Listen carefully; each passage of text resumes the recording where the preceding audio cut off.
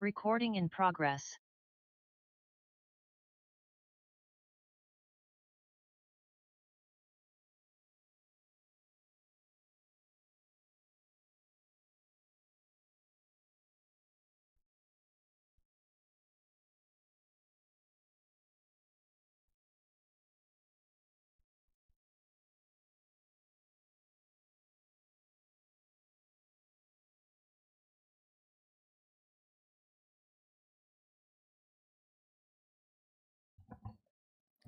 Good morning, everyone. Welcome to the launch of Trade Sentinel, an early monitoring mechanism for trade policy and related changes in South Asia.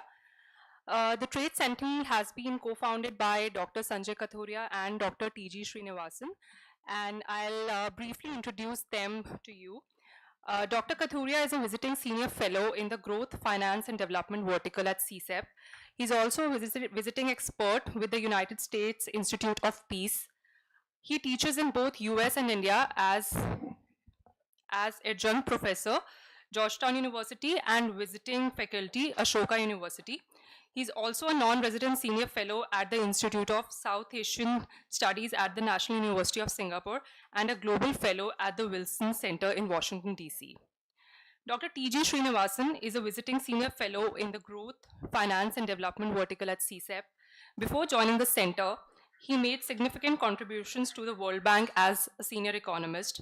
He worked in the Ministry of Finance in Oman, where he was involved in the development and implementation of the medium-term economic framework.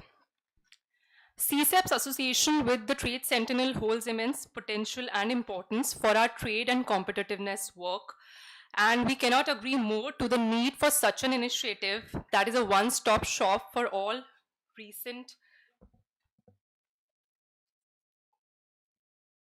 okay.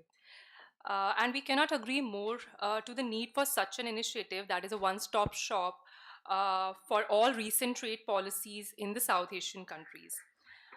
I would also like to mention that Trade Sentinel has been made possible through generous support of CAS via its regional economic program, Asia. And today we are joined by Christian Echle from CAS. I'll introduce him to you. Christian Echle is the head of the Asia Pacific Department of CAS. He was a director of the Foundation's Political Dialogue Asia program based in Singapore from June 2017 to February 2022. He joined the foundation in 2007 as an online editor.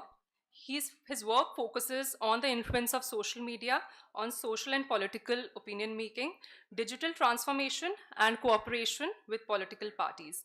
I'll welcome Christian for his opening remarks and look forward to an interesting discussion.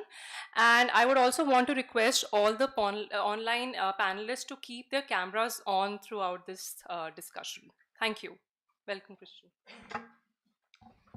Thank you so much. Dear Dr. Sanjay Kathuria, dear Dr. T.G. Srinivasan, estimated speakers, ladies and gentlemen, it is my pleasure to welcome you here for the launch of the Trade Sentinel on behalf of the Konrad Adenauer Foundation. We are a German political foundation based in Berlin with over 100 offices around the world. 21 of them are here in the Asia Pacific region, and the economical regional program which is supporting this Trade Sentinel is based in Japan. So why did we decide to support the Trade Sentinel? There's no early monitoring mechanism for trade policy changes of South Asian countries. If we look at what is out there, we have the WTO trade reviews, which are infrequent. We have the global trade database, global trade alerts database, maintained by St. Gallen Endowment for Prosperity Through Trade, and it covers all countries and measures, but it's in a summary way. And we have the temporary trade barriers database maintained by the World Bank, but it covers only temporary measures and is for a small set of countries. And it stops in 2019. So such early monitoring mechanisms, as is now created with the Trade Sentinel, is essential for encouraging South Asian countries to tap into intra-regional trade and to dial down their increasingly protectionist policies. The Trade Sentinel is an effort to fill important gaps in monitoring trade policy actions of South Asian countries.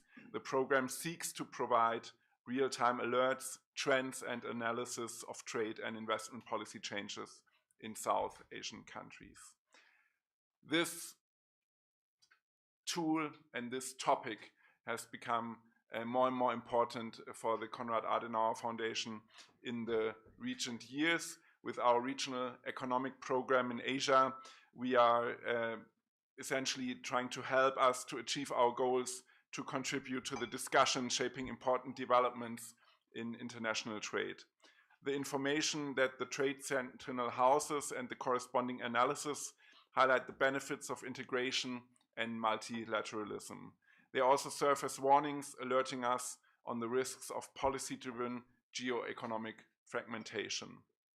We hope that this public good, available for the use of all stakeholders, which include policymakers, researchers, the private sector, and civil society, will be essential in preventing unfettered fragmentation and will be a catalyst in helping the rules-based multilateral system to adjust to an increasingly complicated and rapidly changing world.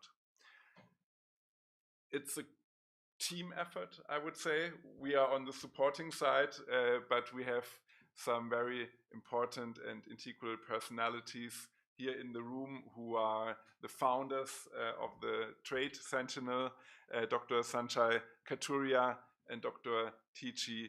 Srinivasan. I understand, I wasn't part of the early beginnings of the Trade Sentinel, but I understand that it started during COVID. And I surely don't want to glorify the COVID times. We all sat at home and we all thought about what we could do with our lives, whether we should learn a new instrument or become more fit or learn a new language maybe. And I'm afraid that most of these plans have not taken place. But I'm happy to see that at least there's something good that came out of this very dire COVID situation, and that today we are now able to launch the Trade Sentinel.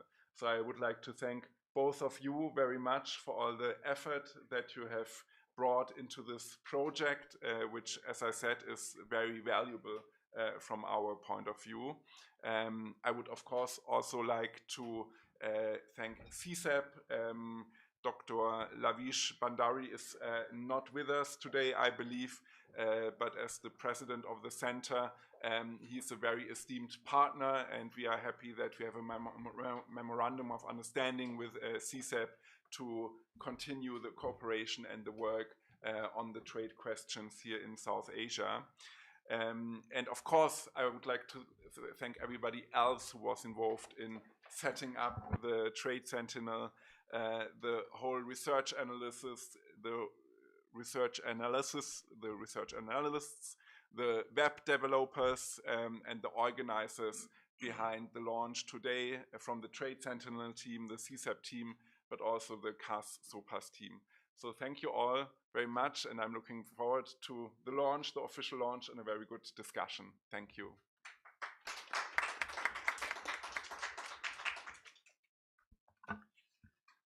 Thank you very much, Christian, for those very warm remarks. And it's great to see that we are actually running ahead of time, rare event. So I want to start by, of course, also introducing my colleague Prerna to you, who welcomed all of you. She's an associate fellow here at CSAP and an integral part of our trade and as well as our Sentinel team. This event, though you can't see them, this is actually a South Asia wide event. We have people logging in from all over the world. So welcome to all of you, those of you who are all over South Asia and also in Japan, in East Asia, in Europe. I think we have people logging in from everywhere, including some of our panelists. So I would like to reiterate what Prerna said. I want to thank very much our sponsors, CAS, who It's not just financial support, but much more than that. It's moral support, intellectual support. So all of that, I think. So Christian, Sakuya-san, and Rabia and Christita, thank you very much for all your support, and which has helped us to bring us to this point.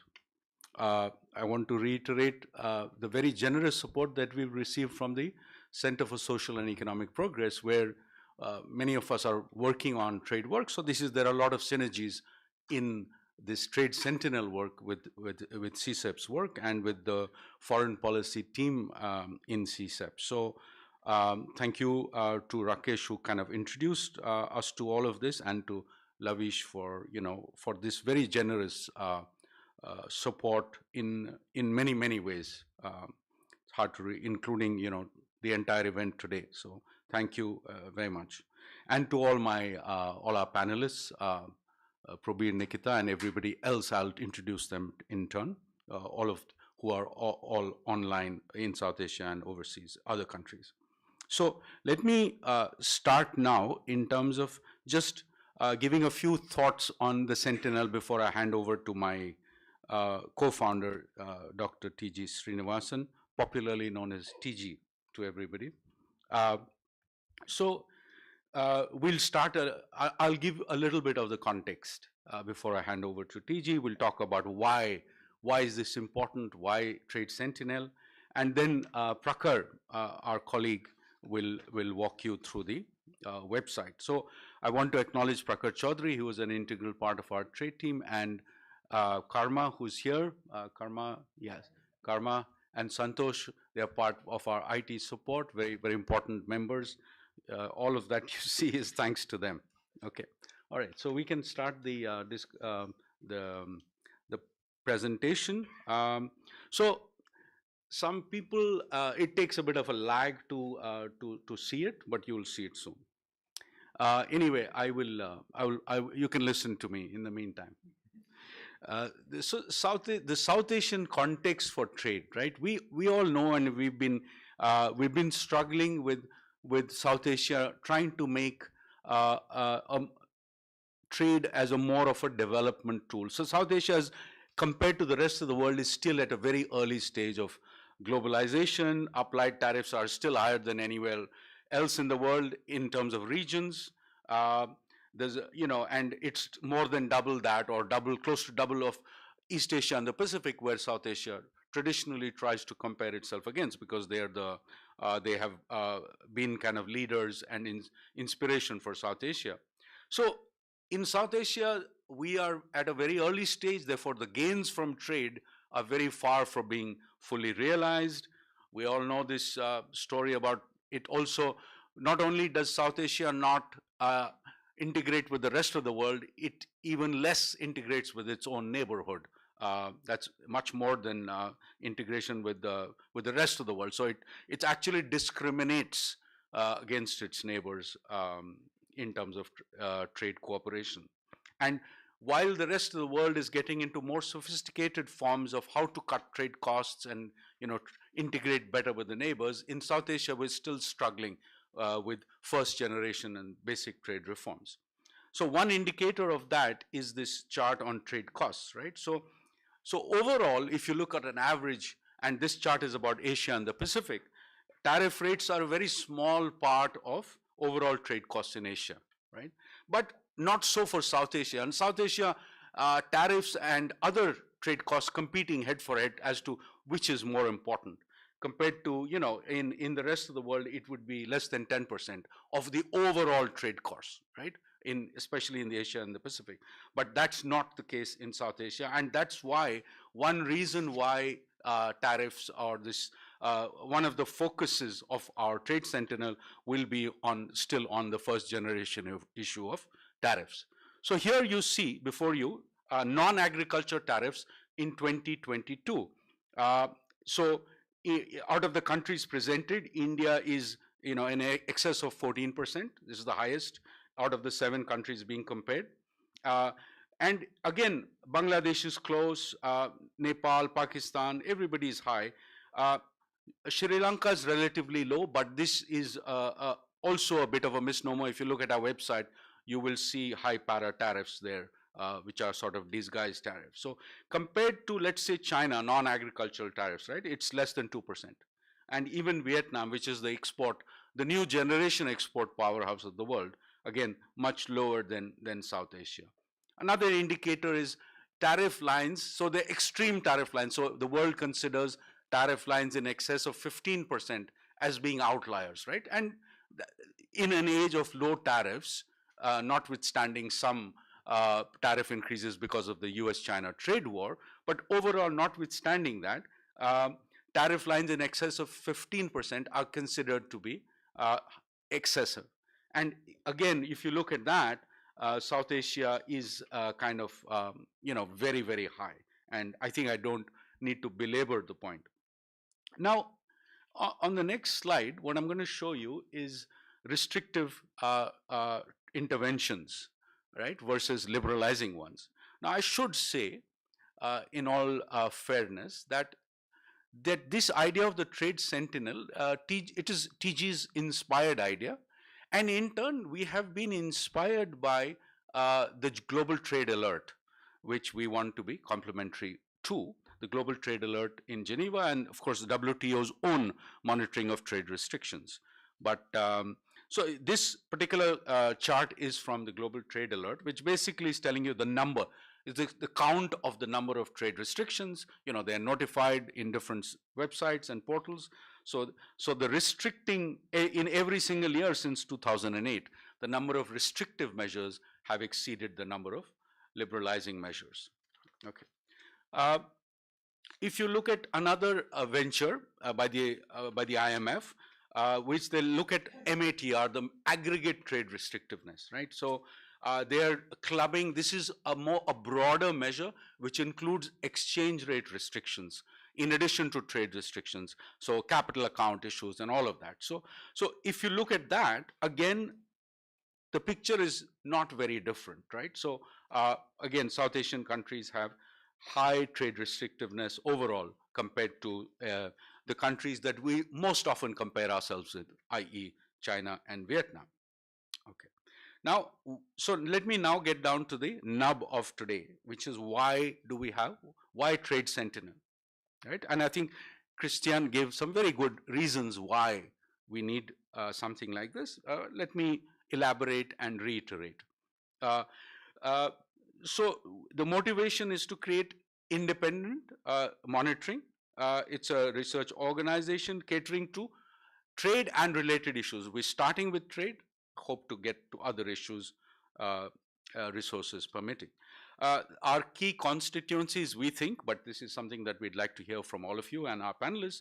They include, of course, trade policy experts, policymakers in all countries, including the host country, but also in neighboring countries. Meaning, as a Nepalese policymaker, I would be interested in what India is doing and vice versa, and this makes it easy to do that. The private sector and civil society more broadly. So what are our motivations, right? So one is, of course, putting trade back at the center of the development discussion, right? It's not there. It's, we've had, in South Asia, for example, we had last a meeting of trade commerce ministers or trade secretaries as way far back as 2015, right? So we want to bring trade back into the limelight with the vision of it being a development tool.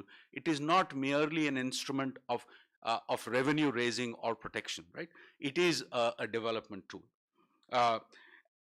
There's been a lot of macroeconomic instability. There's been restrictive and liberalizing trade actions intensifying since COVID, the Russia-Ukraine war, and so on. It continues, right? And so trade in general has become more volatile, policymaking globally, and not to mention the geopolitical aspects of trade, which are also, intensifying, the US-China trade wars, trade and technology restrictions, and so on.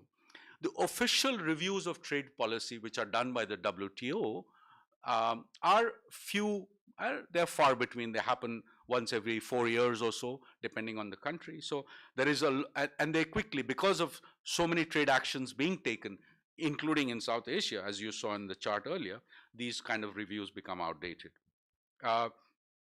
And in South Asia, it's a kind of a practice that there is a bundling of tariff decisions in the budgets. And then after that, you continue to have decisions both on tariffs and non-tariff issues over the course of the year. So we hope to kind of put those together in a cumulative way and make it easy for the community to look at. So we'll put the updates, the restrictions or the liberalizing interventions, put the analysis of that and put the data out.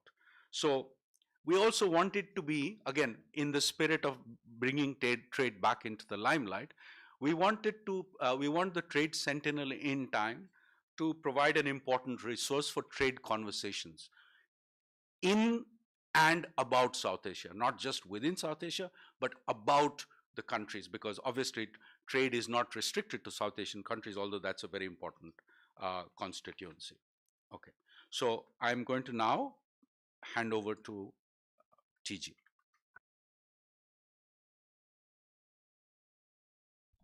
Thank you. Thank you, Sanjay. I'm going to turn to the natural question. See, are we just talking to people who are already in the echo chamber when you're discussing trade policy and like tariff and discussions such? Now, the natural question is, when you have a startup, what's the addressable market? Who is your audience? Who is going to come to this? So if you look at the trade information portals which have been created in all our countries because of a WTO initiative, where it's just like a single portal where they dump all the information related to international trade in one place. Now, if it's possible to count the number of unique visitors going into this information portals.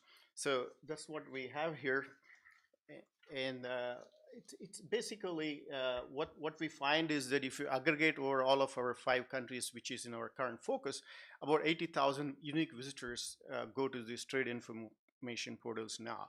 If we have a very good product, and ours will be a more efficient way of gathering some of the information which the governments are providing in this. Now, India, of course, because of its size, there is a large number of visitors to India's trade information portal. Then you have lesser visits in Pakistan and Sri Lanka. And how do people go to this website? No, it's how do you take things to public?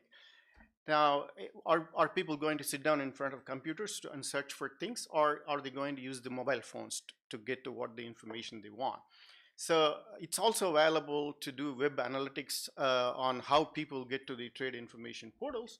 And what we find is that about 30 to 40% of the visits are coming through the mobile platforms. So if we want to reach out more people, and we need to go beyond providing a website on for the desktop. We need to go to the mobile way of providing services, because most policy makers probably never sit in front of a computer. They usually use a mobile phone to access the information. Now, what's the next one? Now, what is the value that we bring? And now, apart from the larger context issues, the bigger trade discussions, what are the specific things we are able to provide through the Trade Sentinel website? Now, we have a list of 7 things here, but some of it are aspirational. Not everything is operational right now. For example, if you want to look at the tariff schedules of our governments, the 5 governments we have, now they are delivered in very bulky PDF documents. They run into 800 or 1,000 pages, and it's a great pain for any trade analyst to take these things out and convert them into Excel and then analyze them. So it takes, obviously, there's a lot of lag in analyzing. If an announcement is made today, it takes a while to figure out what is the actual trade policy intent of these tariff schedules. Now, for example, Sri Lanka follows a calendar cycle. It has already announced the tariff schedule for the year 2024 a couple of weeks ago. It is announced. And it's going to take quite a while to convert this into Excel and make it widely available. Now, one of the important services that we provide is that we take the tariff schedules of all the 5 countries that we have. We have painstakingly converted that into Excel files. And as a public good, it's freely available. Anybody can download, enter some basic information about his base interest, and it can be downloaded. This service is already available in the richer countries like US or EU. You can download the entire tariff files in Excel format. Now we are extending that benefit also for the South Asian countries. And the second thing is we also came up since our last brainstorming we had in November. We have come up with a tariff search or comparison tool where you basically enter the if you know the product name or the parts of the product name, or if you happen to be a trade policy guy and you may or trade researcher, you will know the so-called HS codes. You can enter them, and then you can get a comparison of how the current tariff rates look across the South Asian countries, and they can be ad valorem or specific. And also we provide a visual representation of that. In case there is as Sanjay was mentioning, the budget cycle usually gives the changes to the tariff schedule, and after the budget they keep tweaking the tariff and non-tariff restrictions. So this tariff compare tool also, if you pick a product, if there are any relevant notifications related to this product, it will also pop them up for you. That's the other useful thing.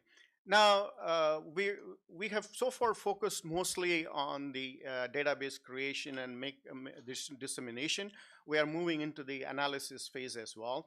Now, the trade notifications of the government are very, very difficult to read. They are probably lawyer-friendly, not user-friendly. For example, a paragraph with one of the countries that we have, it has 262 words with the daisy chaining of so many phrases. We don't know what is the actual action verb in this. So it's quite obfuscating. So what we do is that we try to decipher that and say what is it actually saying. And then most often these notifications simply say such and such a product, the value change, the tariff rate changed to this, but they never say what was there before. So we need to dig up a little bit to see what is the direction of change. And also we add a little bit of analysis about what is the trade significance of this.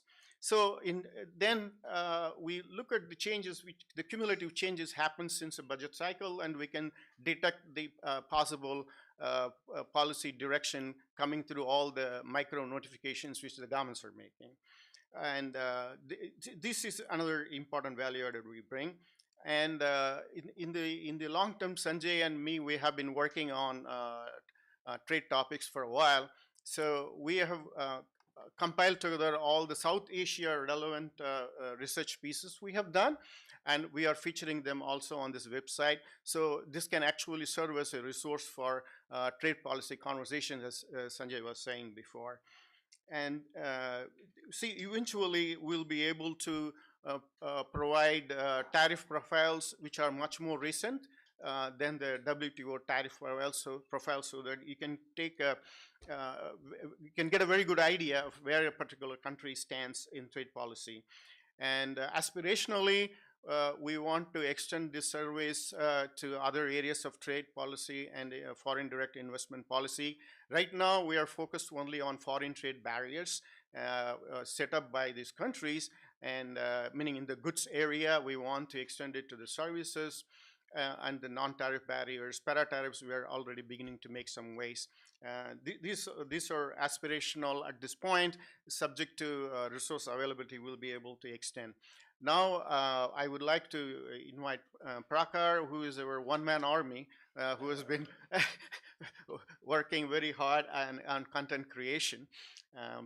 He will provide a walkthrough of the website that we have put together with the help of Karma's team, and Santosh's hard work is behind all what you see. Thank you.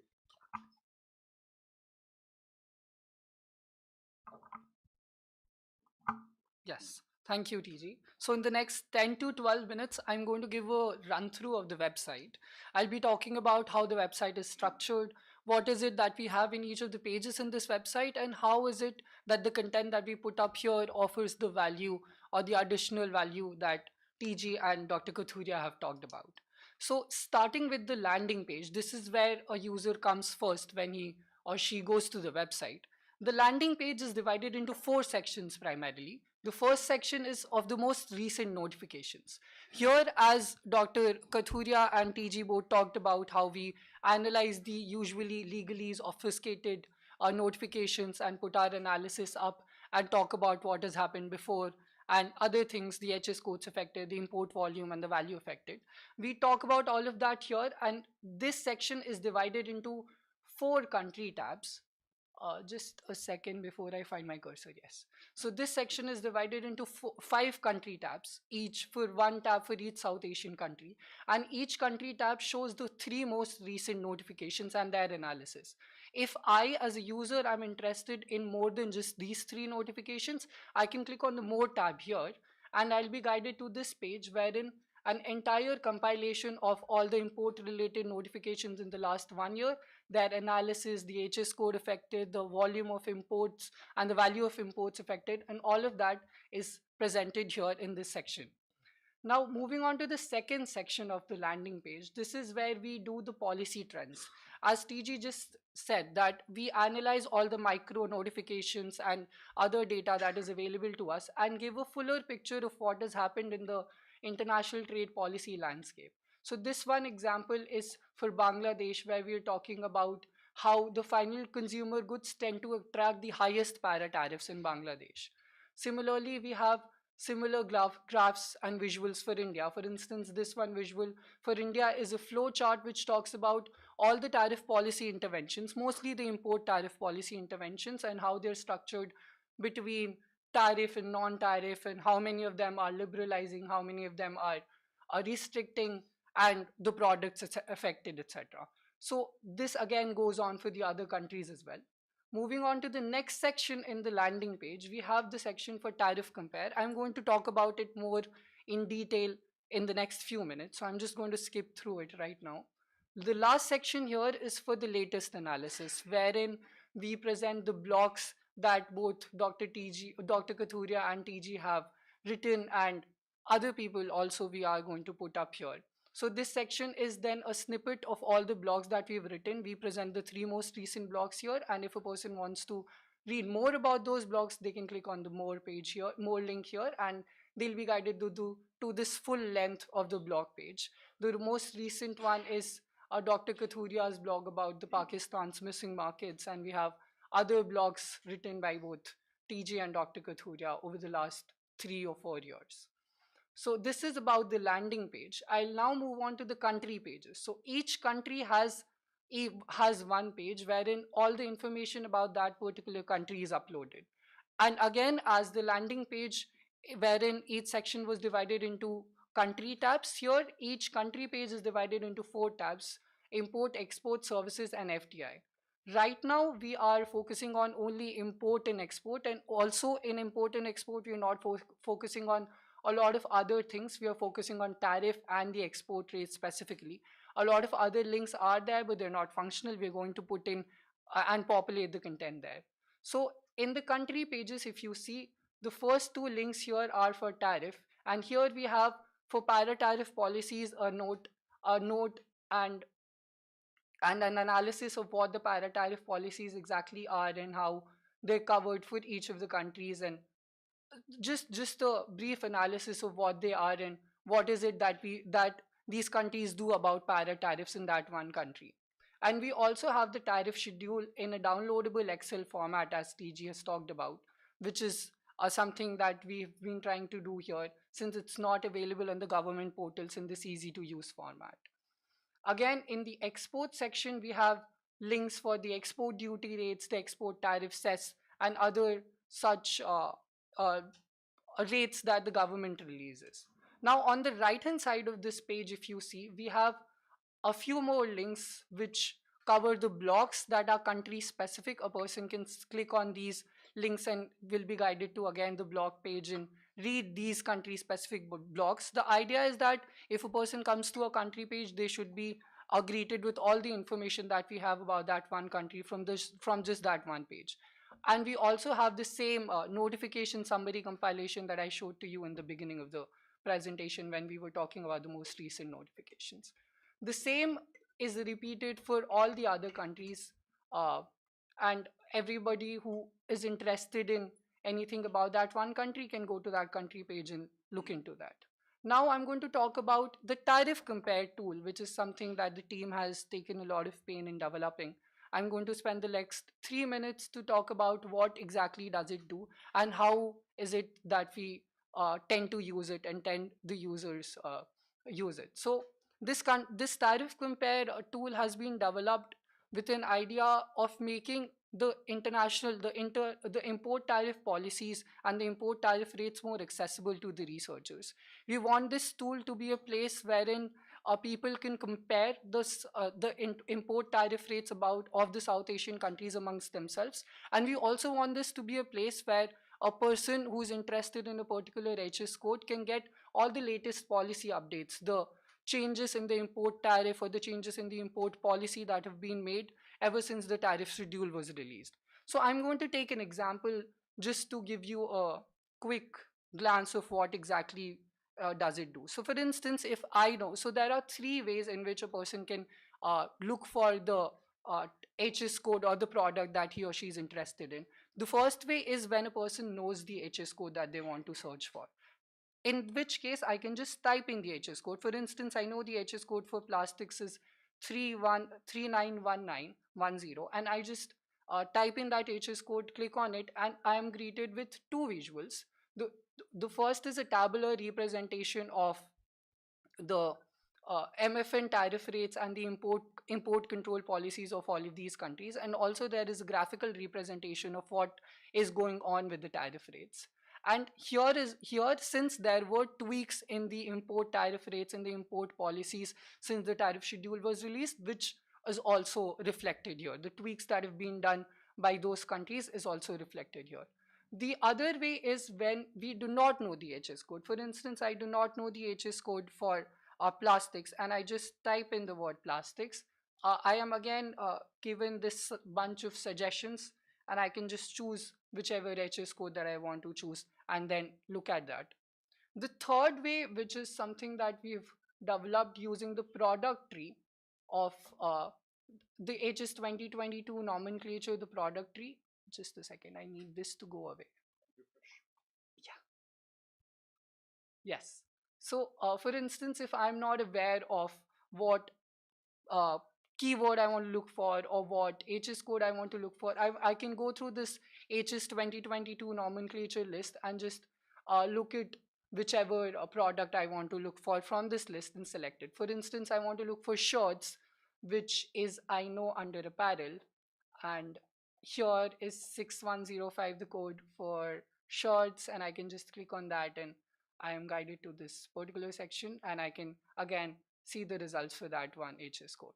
So this is about the tariff compare page. I'll now move on to the blog page, which is the final page of our website, which I've already shown to you. This is where all the blogs and all the analysis that we do is reflected. There's a table of contents, and all of these blogs are then categorized by country on each of the country pages as well.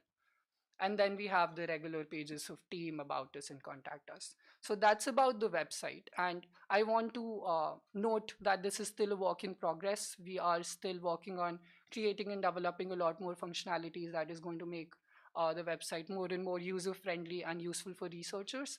And that's it. And I'm looking forward, we're all looking forward to your feedbacks and suggestions. Yes.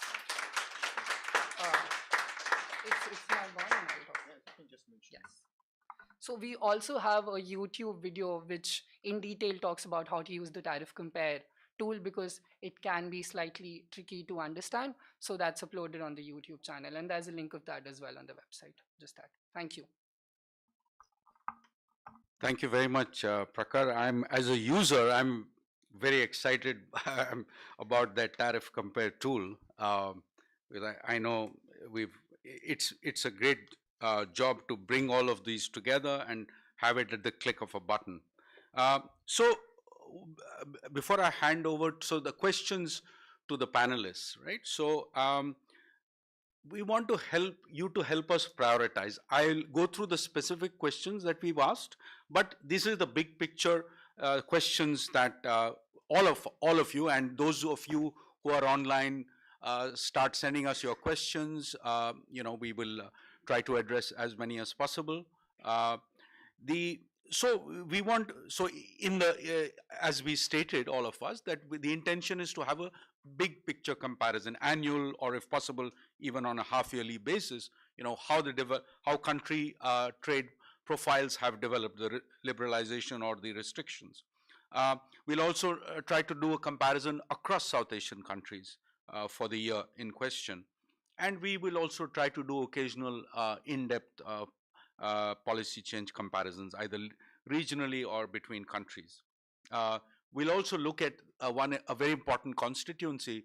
Christian noted about South Asian intra-trade in the South Asian region. So what kind of policy actions are affecting intra-South Asian trade? I think that's another important set of issues that we might look at.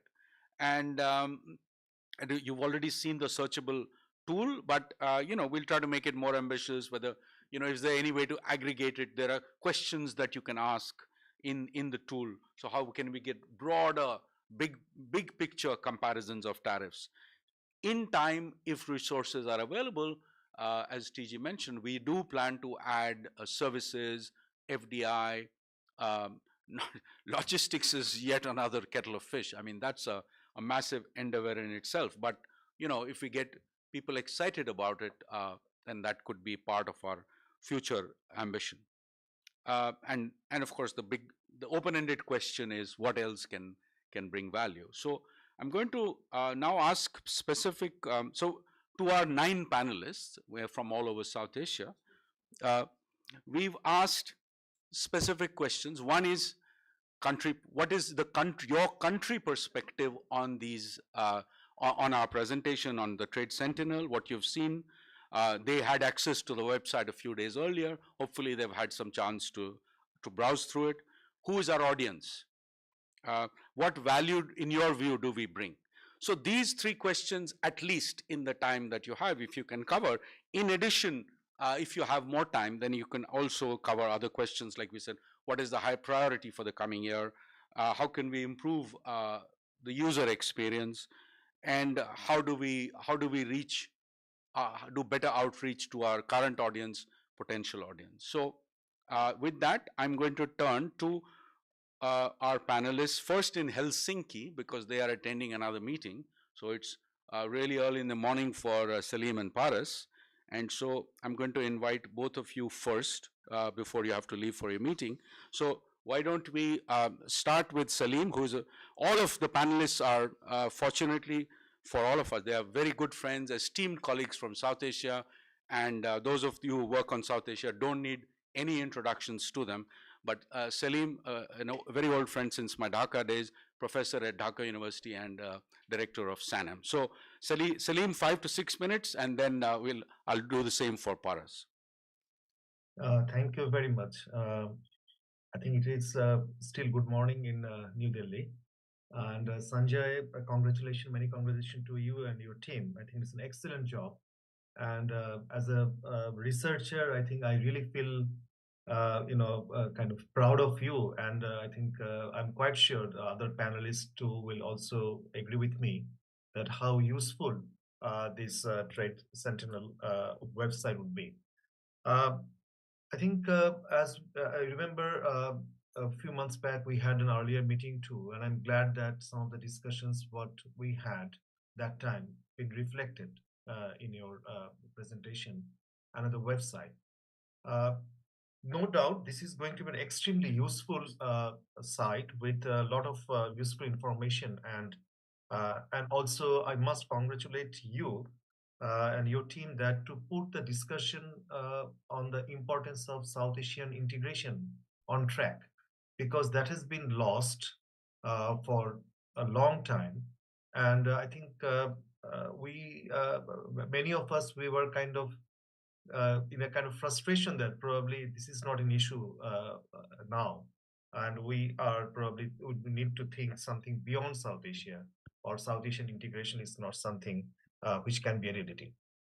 But so I think this your work, would be very helpful in getting the discussion on track, and especially as you rightly pointed out that when it comes to tariff and several non-tariff issues, we are kind of very unique compared to many other regions.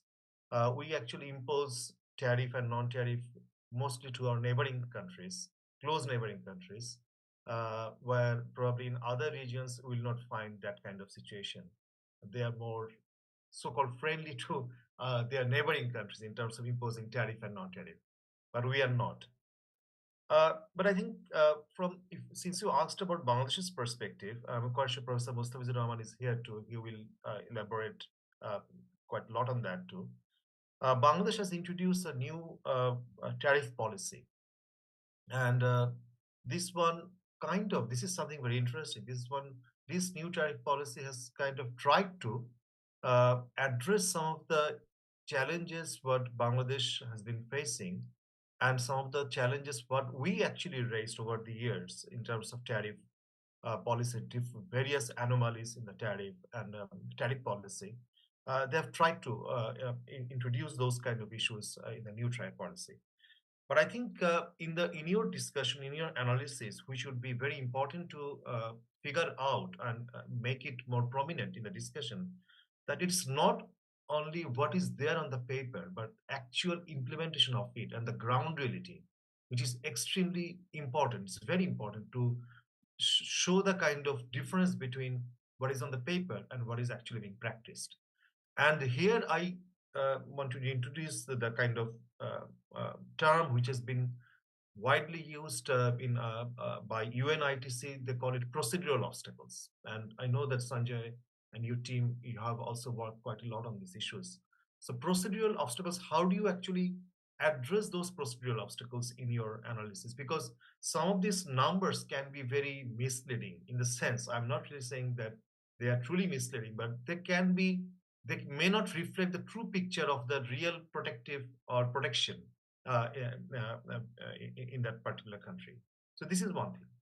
Second thing is that I think in one of your graphs, when you were showing the Bangladesh data, the role of the para-tariffs, these are extremely restrictive and prohibitive. Especially they are imposed on a very ad hoc manner, through SROs or in budget. And then when you add those para-tariffs to the custom duties, the actual protection becomes very high. So I think this is something where probably a separate discussion on the para-tariffs would be very helpful in addition to the kind of MFN applied tariff. So if I'm not wrong, I think when you mention MFN applied tariff, is it the kind of the tariff average applied tariff? It's not the simple MFN rate, because we know that MFN rate and the applied tariff, they have some important differences for many of the South Asian countries. I think in terms of notifications, both the tariffs and non-tariffs would be, as you rightly said, would be very important. And you remember, Sanjay, that I actually worked with my South Asian co-researchers for Asian Development Bank. We developed NTM database at the 6-digit HS code level. It was few years back, but it needs to be updated too. But if you need those information, need those data, we'll be very happy to share with you. And probably we can get you in touch with the relevant people from the Asian Development Bank. Because those papers, I think out of those 6 country papers, 5 have already been published. So these are public information, public document. You can definitely, use those information. I think this will be very, very helpful. My final point would be that, as you pointed out in your presentation, that engagement with the policymakers and important stakeholders is extremely important, because there is a kind of, I would say, lack of understanding among the business community about the about these various forms of non-tariff issues, and even some of the tariffs which are imposed not in a very predictable way. And my country is also kind of, they do it. When you talk about, when you think about this imposition of tariffs, and many various importers or exporters, they have complained that things are not really very predictable, because as I mentioned earlier, through SROs you can see that new para tariffs have been imposed. So I think engagement with the important stakeholders would be would be extremely important, because that really would connect to your earlier or the very first point, that what I really wanted to mention, that getting the discussion on track on South Asian integration and South Asian trade. I think so that is important. So only my final point is that only this website and the blog would not be sufficient. I think because you need to take this information straight to the policymakers, straight to the other stakeholders, get them engaged, bring them on the table on a regular kind of discussion, and show them that this is the something what the analysis can be done using this data. And these are the differences, because some of the graphs are really striking, as you really created, that the kind of differences by HS score, difference by countries. I think that will be very, very helpful in getting the right kind of discussion on South Asia on track. I thank you once again. This is an excellent effort, and thank you for giving me the first opportunity to talk, because you were right that I have to leave for a meeting in Helsinki and Paris too. Thank you. Over to you. Thank you very much, Selim, and we're very gratified at your welcoming our initiative, and also at your offer of cooperation. We'll certainly take you up on that issues, which also we had a side discussion recently on that. So let me also now welcome Dr. Paras Kharel, another old friend from Kathmandu, who is the executive director of SAUTI, Kathmandu, the premier think tank in Nepal. So without taking too much time, I know because you also have to go for the same meeting as Selim. Paras, over to you. Thank you, Sanjay. I hope I am audible. So let me congratulate you, Sanjay, TG, CSEP, and the team there for coming up with this initiative. I think this is a long overdue initiative, and it's only fitting that it comes from the leadership of two economists that have championed the cause of regional integration, cooperation in South Asia for decades. And let me bring a Nepali perspective first. So 2/3 of Nepal's trade is with the region. And that of the 2/3 is almost entirely with India. And 2/3 are relevant to both exports and imports. What are the changes in the trade policies of your biggest trade partner, who accounts for 2/3 of your trade, is extremely important for policymakers, private sector, and the research community. And within our intra-regional trade, we are also trying to diversify and find new markets. For example, Nepal has been negotiating a preferential trade agreement with Bangladesh for a while, right? And naturally, issues of tariffs, non-tariff barriers, and para-tariffs do come up. But data, the availability of data on the public domain is extremely thin, especially with regard to para-tariffs. So this kind of data that addresses not just tariffs, but also non-tariffs and para-tariffs will be very important from the policy perspective too. Similarly, Nepal has introduced a National Trade Integration Strategy 2023, which is for 5 years, and it has listed a set of priority products. And some of the major markets for those products are within the region.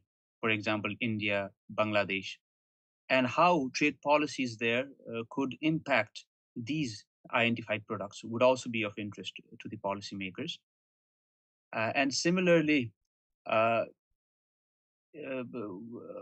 and this website has tried to do this thing in terms of highlighting some policies on the export front also. And this is also important for a country like Nepal, which is highly dependent on imports, including for imports of, say, rice, paddy, corn, sugar, onions.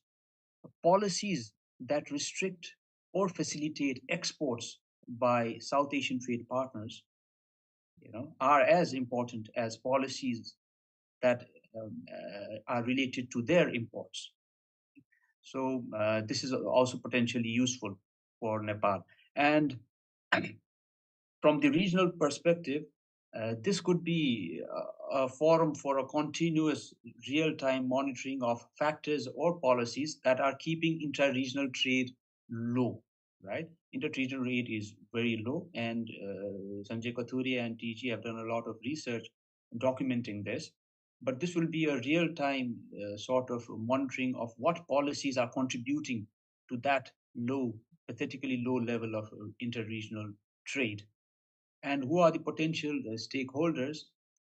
Investors are also a potential set of stakeholders who want to invest in our country, including Nepal. Policymakers, as I said, policymakers, including those that are negotiating preferential trade agreements within the region, right? Stakeholders would be exporters and importers, researchers, and importantly, the media too, right? And going forward, if it's possible, I think it would be a worthwhile, effort to orient the media in perhaps a separate even program on what this website is all about. So even in the case of Nepal, when the media reports on India's trade policies, it's usually on the basis of what the Indian media, for example, has reported, right? Now, by accessing this website, they can potentially go to the original source, or as TG pointed out, since that original source is usually full of languages that are more amenable to lawyers than to economists or media persons, your website, this initiative could be helpful for them. And after all, you want to influence policy positively, and media is a powerful vehicle to influence policy. And this is also of interest to development agencies interested in regional integration in South Asia. Plus, this would also be useful, I think, to SAARC, because SAARC had taken an initiative to create a non-tariff measures database, and it had set up a series of non-tariff measures NTM desks across South Asia. But as far as my knowledge goes, that has not really taken off, and this could be a complementary effort in that regard. If you strengthen the non-tariff measure or para-tariff measure aspect of this database further in the days ahead. And finally, regarding its value, first, it brings efficiency in research. For example, the way we can compare tariffs and the download facility that you have and are planning to provide. Second, it could potentially provide, and it has made that initiative already, to provide updated data even on tariffs, but at the tariff line level, national tariff line level, which is available at the WTO, but the data comes with a lag, right? That's an advantage you potentially have. And also provide new data. New data, I mean data on para-tariffs, which is very important, but it's rare. It's a rare commodity. Para-tariffs and data on non-tariff measures that you are attempting to cover. And finally, regarding priority areas, I think now one should be, of course, realistic too. You have your, I'm sure you have your resource constraints, and there are a lot of things to cover. But in the short run, focusing diligently on tariffs and para-tariffs would be of high importance, and also giving emphasis to export-related measures. As I said, quite a few South Asian countries are dependent on their trade partners for imports of crucial commodities, including agricultural commodities, food commodities. So tracking the policies that impact exports, whether it's export duties or export bans, will be important. And as I see on the website, you have made an attempt to provide data on export duties, for example, right? And going forward, blanket bans or even nuanced restrictions covering them would also be important. And again, going forward, maybe in the medium term, looking at non-tariff measures would also be important. And I know this is challenging because SAC did make an effort to create a database, but it has not really taken off, and you could complement it. And perhaps in the long run, investment policy changes would be relevant, and also trade facilitation and transit-related measures would also be important, because in the South Asian countries, there are 3 countries that are landlocked, and trade facilitation measures, not only by themselves, but also by their existing or potential transit partners, would be of importance to them. And I will pause here and thank you for allowing me to speak, first in view of my, time constraint, because I have to attend another meeting. Thank you. Thank you very much, Paras, and appreciate yours and Selim's doing this despite I know you have to rush for meetings. So I'm going to keep going back and forth between randomly between different panelists just to keep things interesting, and also to, since we have in a couple of cases we have 2 panelists from a country, so I'll keep going back and forth. So I don't know. Let me go to start with Sri Lanka, and Subhashini, would you like to give us some thoughts on what you've seen? Subhashini is, I should say, she's again very old friend. We worked when I was in the World Bank, worked a lot with her. She's a senior member of a very important think tank, Verity Research, which does actually, she's a director of research there, does very credible work, detailed and I think exact, and they take a lot of pains to make sure about the credibility of their work. So Subhashini, over to you. Thank you, Sanjay. First of all, thank you for inviting. And yeah, I would like to also congratulate for taking an initiative. In my view, is rather daunting exercise to do in South Asia, right? Because South Asians, we are not quite good at sharing data. And when we share data, we are not good at being very up to date and also presenting data in a user-friendly manner. So, I can see what you've done is like 10% of what you want to do, right? So you had many things in that website that you want to do. So it's a very ambitious effort, but knowing you, Sanjay, you've always been extremely keen on promoting South Asian integration and being very optimistic about South Asia's potential, despite us making such little progress in really on trade reforms or trade integration. So congratulations, and I wish you all the best, because I can see this is a very resource intensive and a challenging task. And we all know the validity of websites depend quite a lot on how updated information is, and given the difficulties in accessing information and disclosure of information in general in South Asia. So since that, of course, makes it even more valuable, right? So what I like everybody said, is the comparison between countries. One of the things that the presentations that I missed, Sanjay, is the free trade agreements, right? So when we go to, for example, if you take taxes, tariffs between imposed by India on Sri Lankan apparel to Bangladeshi apparel is very different, right? Because Bangladeshi apparel may get or from Pakistan to India versus Sri Lanka to India versus Bangladesh to India, right?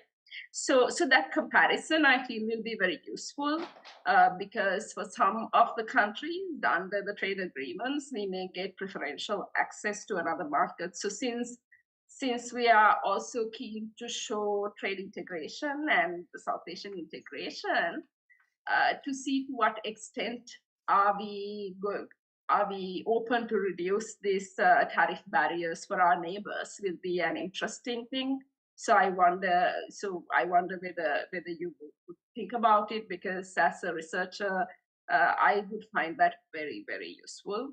And also, when we are talking about integration, I'm again, we have these databases that I find it very useful to see is the access my competitors get to a particular market, right? In this sense, I feel like maybe India is becoming, with more trade agreements India signs, or all of us sign with non-South Asian countries, and given that SAFTA and SAC and everything else is making very little progress, and it seems like maybe we are being more generous to non-South Asian countries than to South Asian countries, right? So through all these trade agreements, we may be actually giving access to South Asian markets to non-South Asian countries than to South Asian countries. So that comparison to me is very interesting and would be very useful to see, to bring to the forefront as a policy discussion, right? So are we really moving towards integration, or are we just giving up on integration, even at government level?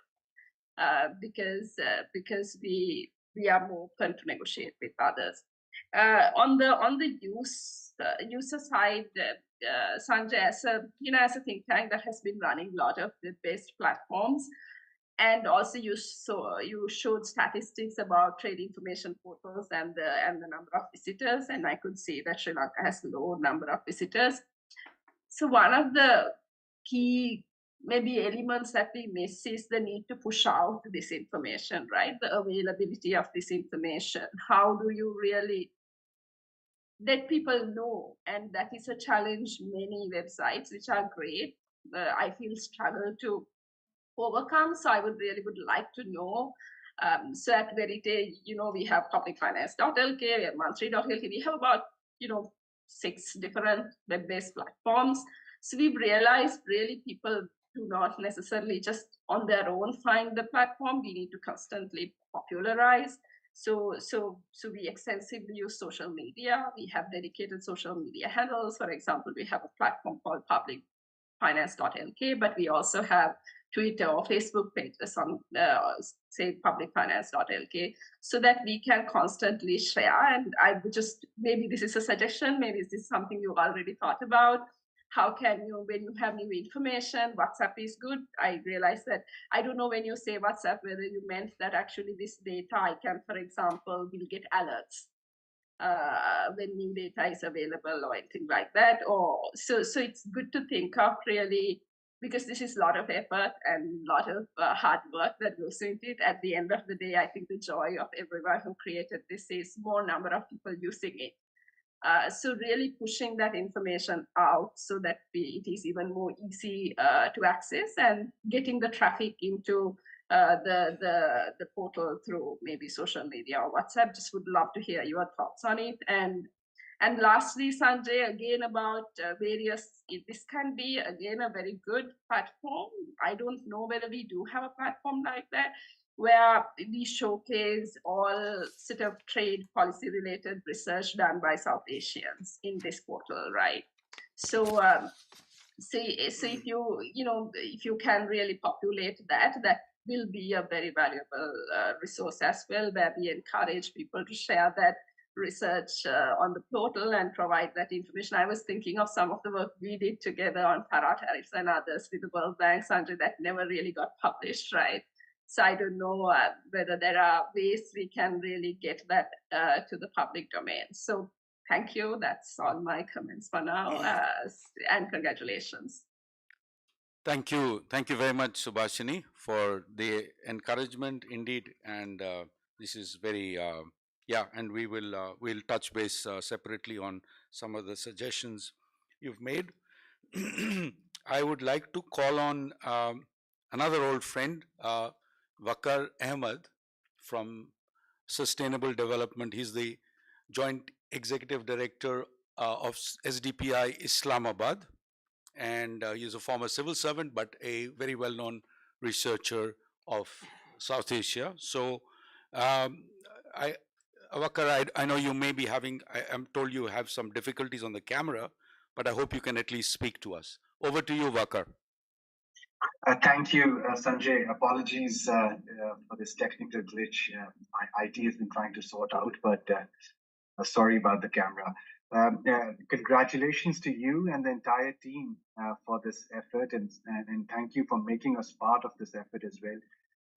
Yes, you were right. We had access to this resource for some time, and we benefited from it. So thank you very much.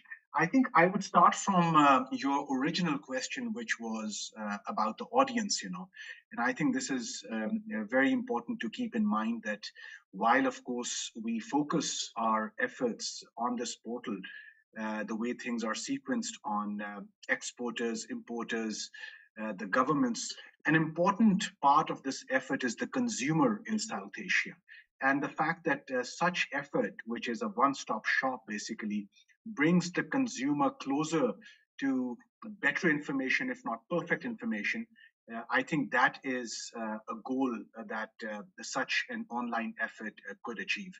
Consumers currently, as I see it, despite of all the restrictions in South Asia, which the presentations have pointed out, consumers have found their way to access the products and services if they are sound enough.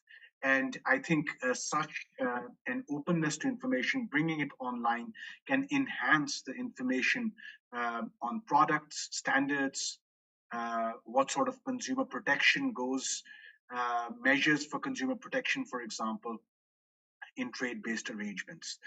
The other point that I want to bring here is, and I could see that people were also putting it in chat, is around governmental, intergovernmental coordination. So yes, South Asia has been slow to engage. There are sporadic instances where governments come together. There's a big push effort for some time, and then of course we would sort of lay back or give it some time. But whenever that moment comes, when governments start to engage, the intergovernmental coordination becomes easier if such a portal has the trade policies, regulations, SROs, harmonized standards at one place. And then tracking what we had done in the past becomes easier, given that such a portal would have archived the knowledge, as we also saw in the presentation. I think the data analytics part is important, given that we live in a world of AI. So the fact that most of the traders or those who invest, taking lead from trades, for example, may not have the luxury to hire sophisticated firms, particularly the potential traders or SMEs, for example. And if, for example, already I could see that some of the data analytics is part of this effort, and which can be deepened, so we are actually intending to provide a low-cost solution here, where the data analytics arising from the underlying data is there at your doorsteps and reduces the cost of information, which probably is a key barrier to trade in the Asia Pacific, as highlighted by the World Bank in their recent studies. So this reduction in the cost of information networking is something which should bring the audience closer to these efforts. One of the things I think which in some of our countries would be important is the aid which is going in trade promotion activities. So while of course some of the data is available at DAC and OECD, but still at least I do not readily find the kind of for example, aid inflows that go into trade promotion, improvements to trade facilitation, improvements to border-related trade infrastructure. And it's important to really see as a researcher that what does that aid constitute? Is it materializing into something? Have the outcomes been significant, And maybe we could bring the discussion around those aid flows or data around those aid flows on this portal as well. I think one of the speakers rightly pointed out, Subhashini probably, that it's important to also focus on the stories of success, the focus on economic benefits that could arise given the normalization of trade between neighbors, something which South Asia needs to do much more. And then, of course, we also need to highlight here through specific case studies, cases of trade and services, where despite of all the barriers of high costs, there are several subsectors in the services trade which, through their own customized arrangement, continue to move forward. We have MNCs on across the border, for example, who continue to work and continue to trade between their subsidiaries. And we really need to document how does that happen so that the potential exporting firms or importing firms in the region can also benefit from their experiences and their contacts going forward. So all in all, as I see it, this effort, Sanjay, is going to be a significant move forward in promoting the knowledge and learning around regional integration, something that we are all here to promote. So once again, thank you very much for having me. Thank you very much, Vaqar, for the appreciation and your valuable suggestions. And like with everybody else, we would like to, you are part of, this, all of you are part of this endeavor in so many ways, because we're building on you and your intellectual capital and or your goodwill towards this exercise, because there are network effects, in this. The more we get onto it, the more useful it becomes. So let me now sort of get back to pull the discussion back a little bit here physically, and let me request my good friend Dr. Prabir Day, who's a professor at RIS, and he's been working in this space for a very long time, doesn't need any introduction. So Prabir, over to you as well. Thank you very much, Sajeda. I call him Dada all the time. And good morning to, good afternoon to all the participants, speakers, those who are there and online. Look, I was there in the discussion when this trade sentinel was in the initial stage. And what I seen today, the presentation by the Vaqar and the presentation by TG and Dr. Kathoria, and something like, I need to praise it. And it is an excellent piece of work, first in kind, multiple users, and Dr. Raihan said it that way as well, because he is a better practitioner than me. Now, I'm going to give some suggestions, what we can do. It's just the beginning, work in progress. But before I, come to the technical part of it, I was listening their presentations, and what I was looking at, visualizing in my mind is just like Sunny Gavaskar's straight dive in the Eden Garden. So always it scored 4, in that way. So excellent work done by them. It's the beginning, and that will encourage many of the guys and organizations in South Asia. I'm sure CSAP will adopt, nurture, and grow here. Now, look at what's happening in South Asia. It's the two types. One, Bangladesh, India, Sri Lanka, their contribution to interregional South Asia trade compared to other least landlocked countries, LLDC, less, we don't need to talk about it. So Afghanistan, Bhutan, Nepal, they depend average 80% plus for their global trade with South Asia. So this portal is going to add lots of things to them, to their trade. But that's what I look at it. If you go to the Nepal, Bhutan, or Afghanistan, if you leave out at the current stage, the data collection, data crunching, analyzing tools for those are really not that in good shape compared to the big, large economy and the great, our team in South Block and Big Gan Bhavan, what they are thinking about. So this is a great venture. I fully committed and support to CSAP and it's those who are in the driving seat. Now, Bhutan, Nepal, and Afghanistan, they do trade with the border. So border statistics, border trade with Nikita, Riasina, and many others here who have been working on it. That information needs to be plugged into here. It's difficult, I know, because in trade data which government is disseminating, they don't share so easily the trade by mode-wise.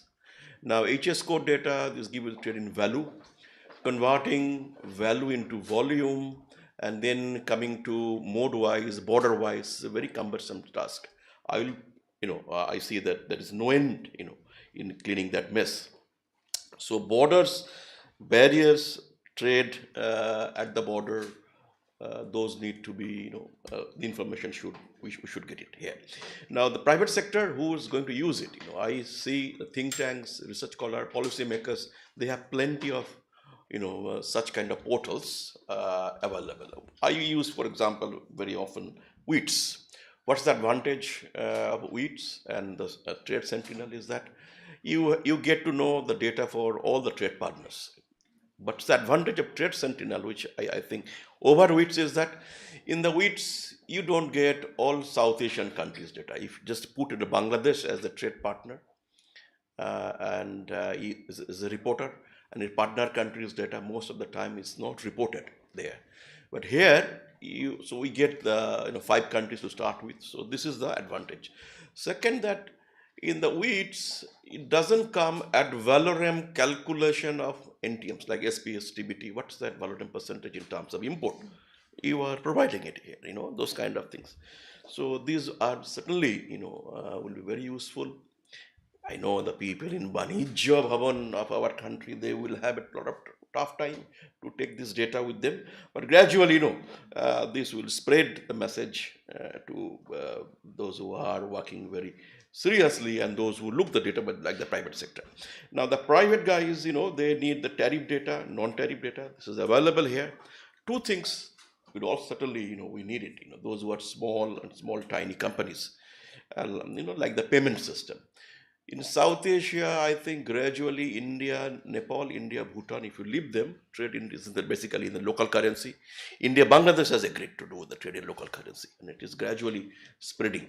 So those informations, the payment system, some data on the dispute settlement, like many of the countries, the small exporters and importers, their LCs, when they open accounts in the bank for the transfer of payment, lots of disputes. So if you give them some kind of a micro level feedback that in the name of alerts, that will really add value.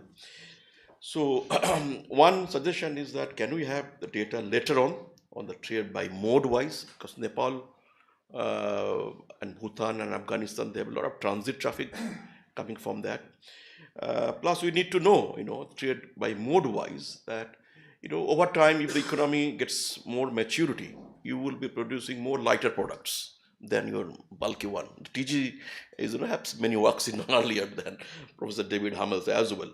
So trade in mode wise, if we can get the data, over time, if we can provide. Second is, the suggestion is, why only the 5 countries, 6 countries? You have added Vietnam and China. Why not all other countries, for example, in the comparisons? So this is one suggestion. This is a good tool because we have the value chain, we have a duty structure, there is lots of anomalies in different parts. So here, when we get an ad valorem rate, at the component level, at the middle level, at the final level, we can compare where is exactly happening. This would be a tremendously good information. I'm sure the people at the Banijya Bhavan is going to take them very seriously. And other things like trade simulation and the trade policy, those are certainly, will be a very good use. To conclude, is that when we provide the trade alerts on the barrier, last time I discussed that this alert should be on the real-time basis. To ease the barriers at the border, we have been developing the border infrastructure through the Land Ports Authority of India, and etc., etc. All the agencies, both sides, are working day and night. Nikita knows all of it, so also Ria. But see, when the West Bengal government introduces, in the name of ease of barrier at the border, E-Subida scheme, it's a World Bank project to ease the barrier, the truckers and all those. That has created a huge trouble for the Bhutan, because state government has imposed 5,000 rupees for the parking charges, etc., which Bhutan said that we are a sovereign republic, how come in a subnational identity a state can introduce a kind of a duty, taxes of So, so those are things, if we can get from your portal, that would be like port restrictions. Are you going to get a port restrictions data between India and Bangladesh? At the border area, it's going to give it to us. So these are some suggestions. And services trade data, it's not there, but investment data, certainly those ones, the full house will be in order. This will be an excellent piece. And I thank Dr. Kathoria and the team. And if I may allow to conclude in this way, is that, I go a little deeper and get emotional when I work with gentlemen, is that 1893, the year, Swami Vivekananda delivered his great address to Chicago, right? And he came back and he said, I don't have much time, I need to do good work. Please give me some support. So lots of people came and agreed to extend that. Here is the fund, here is this, you take from us and do whatever you would like to. But he said, I don't need that, the money part. I need a young mind who are slim and trim so that I can build and fulfill my mission. So Ramakrishna mission set up by him. And who are with them? The 12 guys who are very slim and very young mind. And I can see this is going to happen with a mission objective. Thank you very much.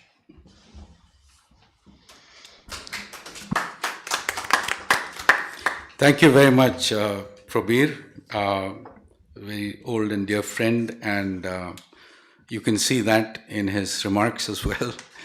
I think, as I said earlier, we do need collective goodwill to make this happen and make it it is a collective endeavor, and we're setting it out as a public good from day one. So thank you again for all these suggestions. Now we're going into, in a sense, round two. What we're doing is we're going to repeat panelists from different countries. So let me start with Nepal. Again, an old friend, Mr. Rameshore Khanal, who's Distinguished Fellow at the Institute for Integrated Development Studies in Kathmandu. He was a very distinguished civil service career. I used to interact with him when he was Finance Secretary of Nepal, and now he is also the lead author of Nepal's Integrated Trade Strategy. So over to you, Rameshore ji. Thank you, Sanjay. Thank you, Trade Sentinel team and TG Srinivasan for inviting me to this forum. I begin with my experience. 2 years ago, Nepal government asked me to prepare the Nepal trade integration strategy for the next 5 years. And during the course of the analytical works that we had to do for over 6-7 months, we had to collect several information on trade, and it was very difficult to find, particularly relating to South Asia. We visited World Bank websites and a lot of other websites, WTO. So still, data on non-tariff measures, data on quality requirements, data on SPS requirements, the facilities available, the procedures, those are very important elements for Nepali exporters to expand export in the global market and also in a regional market, so that Nepali manufacturing industries can also connect to South Asian supply chain and the value chain. So somehow we prepared the strategy. It's been now approved by the government. It is operational. So when Sanjay called me to explain about this Trade Sentinel, I was really happy that this platform will provide the kind of information that Nepali exporters particularly would like to know, because our biggest market for export is India, and Indian non-tariff measures, Indian procedures, Indian SPS requirements, quality standards, they affect the exporters. Ginger, tea, cardamom, all those things. So I had also the opportunity to visit the pre-release version of the website and also go through the YouTube presentation of Prakar Chaudhary, and was really happy to note that there is the tariff compare tool. I now go to the content part, to be specific. On the tariff compare, you list down the MFN tariffs. But in South Asia, as you know, there are lots of preferential tariffs due to bilateral agreements, the regional agreements, SAFTA, BIMSTEC, and lots of exemptions. So the tariff list alone will not explain much. So if we do not have the information on preferential tariffs, exemptions, and other distortions, so that should also be possibly be available in the website. Non-tariff measures, the colleagues who spoke previously have highlighted everything, so I will not repeat them. But the information on the standards, I do not know whether in South Asia there are private standards. I was surprised to learn about the private standards in the European Union when we were trying to do the analysis for the access to GSP Plus facility under the while we are preparing the strategy. So there also in some Indian companies also have private standards, I guess. So information on government standards and private standards will also be very useful for particularly exporters of primary goods, agricultural goods, herbs, forestry products, and all those things that will add value. Somebody previously said that currently you have only 5 countries. 3 countries are excluded: Afghanistan, Bhutan, and Maldives. We will definitely add them in future. That will definitely be good.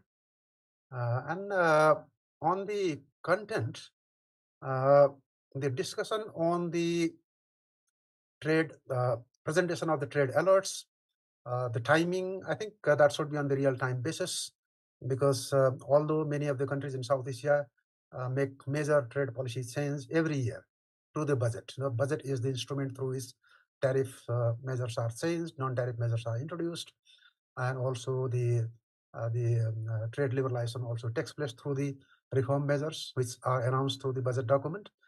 Aside from that, there are instances where governments oftentimes introduce new arbitrary ad hoc measures.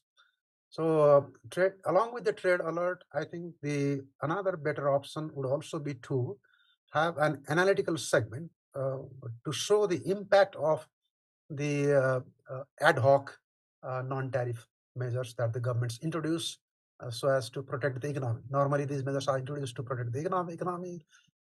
It often happens with the concern for domestic supply. For example, onion in India, rice in India. So is the case with some other products in Nepal. So we are all very sensitive to our domestic demand, and we introduce them. But the effect is exactly opposite, and governments don't know why it happened, because in the first place they did not do proper analysis when they introduced the measures.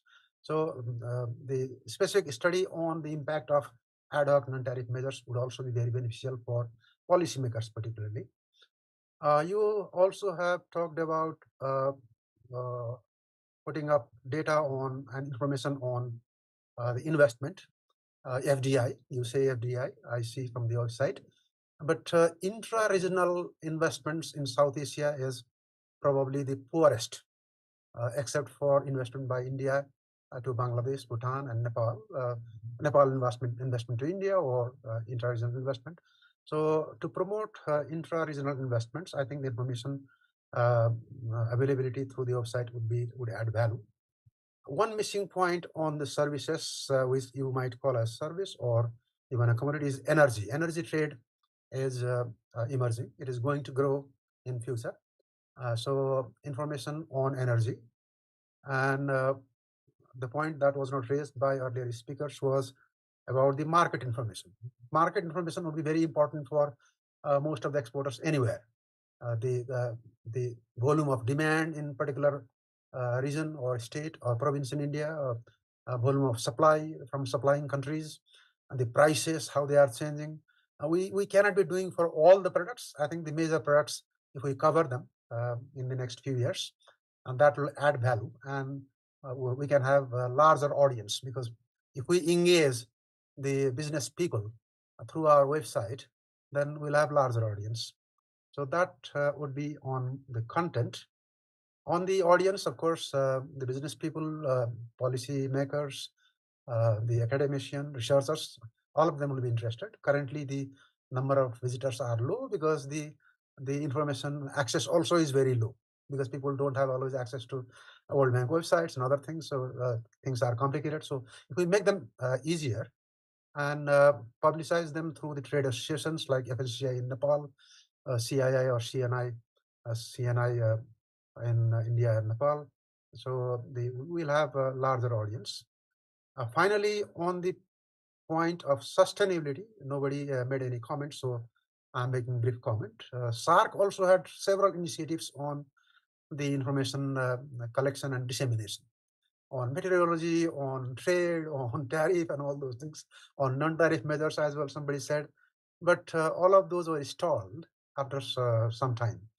So this initiative, we should plan in such a way that this continues forever. And continuation of any initiative is through stable and robust financing. Currently, it is coming from CSCP, from a foreign source. So we can't rely on a foreign source for all the time in the future. We'll have to build a domestic source. By domestic, I mean the regional source, the South Asia region itself. How do you do it? So let's engage the trade associations, get their contributions. Let us also develop some premium material and put up those materials through payment of fees. So those ideas, I think, Sanjay, you know better because you have been working with for-profit institutions for a long time. I was with the not-for-profit government for a long time, so I do not know how the commerce works. But we'll have to make it sustainable so that people like us, who are oftentimes invited by government to work on policy matters, can readily get information that is suitable for our work. Thank you, Sanjay, very much. Thank you very much, Rameshore ji, for those comments and those valuable suggestions. And again, we will engage with you, continue to engage with you and as with other colleagues. Let me now turn back to another very old friend from my time in Dhaka, Professor Mustafizur Rahman. Mustafiz was earlier the director. Now he is a distinguished fellow at the Center for Policy Dialogue and a very well-known analyst and policymaker or policy influencer in Bangladesh and the rest of South Asia. So over to you, Mustafiz. Thank you. Good afternoon. Thank you, Sanjay.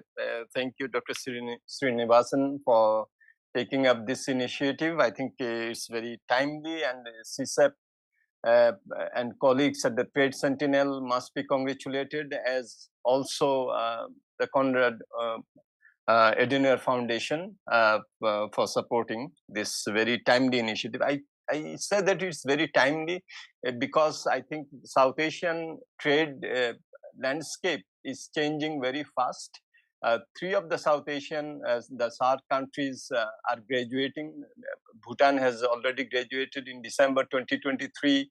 Bangladesh and Nepal will be graduating in 2026. So for us, trade issues are becoming very, I would say, challenging as well, as we shift from preferential market access type of trade scenario to the status of a developing country where preferences will no longer be available in most of the cases.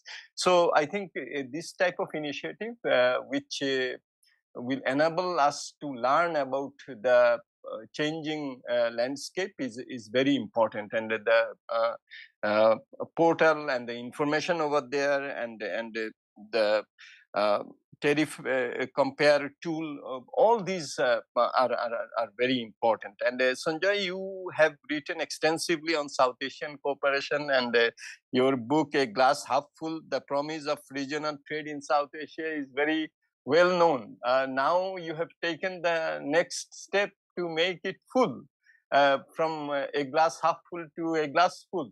So I think you have taken the next step, and with colleagues and Dr. TJ. So congratulations.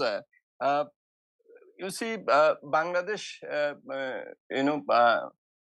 trade scenario, as I was mentioning, we are undergoing a lot of changes, and Selim mentioned about the new policies that we are introducing. I think that what will add value, and that's what you are trying to do as well, and which distinguishes Trade Sentinel website from maybe Comtrade, WITS, and others, is that we are hoping, and we can see it, that it will be an ongoing exercise. Budget policies are important, and the reforms and trade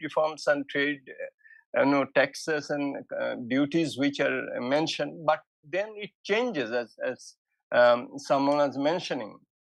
In Bangladesh, for example, customs duties, we have advanced income tax, we have import VAT, we have regulatory duties, so everything. So the total tax incidence is nowhere near the customs duties. So if we can have that type of information, that will be very useful, not only for the analyst. I would say that it will be useful for those who are on the ground, and that also brings me to the audience. I think that it was mentioned by our friends from Nepal, perhaps, that the chambers, they could be one of the major beneficiaries of this type of portal. I think if we can, have a good ongoing type of where the changes are mentioned. The chambers, for example, in Bangladesh, all the chambers, they bring out their monthly reports on trade and commerce. And there, I think this type of information will be very important. A major trade partner of Bangladesh, obviously, the most significant is India, $14 billion of imports and $2 billion of exports. But most of this trade is done through land customs stations. So I think trade facilitation related, information becomes very important for them. And Sanjay, you have written, exporting from Bangladesh to Nepal is 1.5 times more costly than exporting from Bangladesh to Sao Paulo. So I think that trade facilitation and the land customs and the procedures it was mentioned is very important, and also the services trade is tricky. But I think that that now whether it's competitiveness even in the goods. Goods and services are becoming entwined. The payments procedures.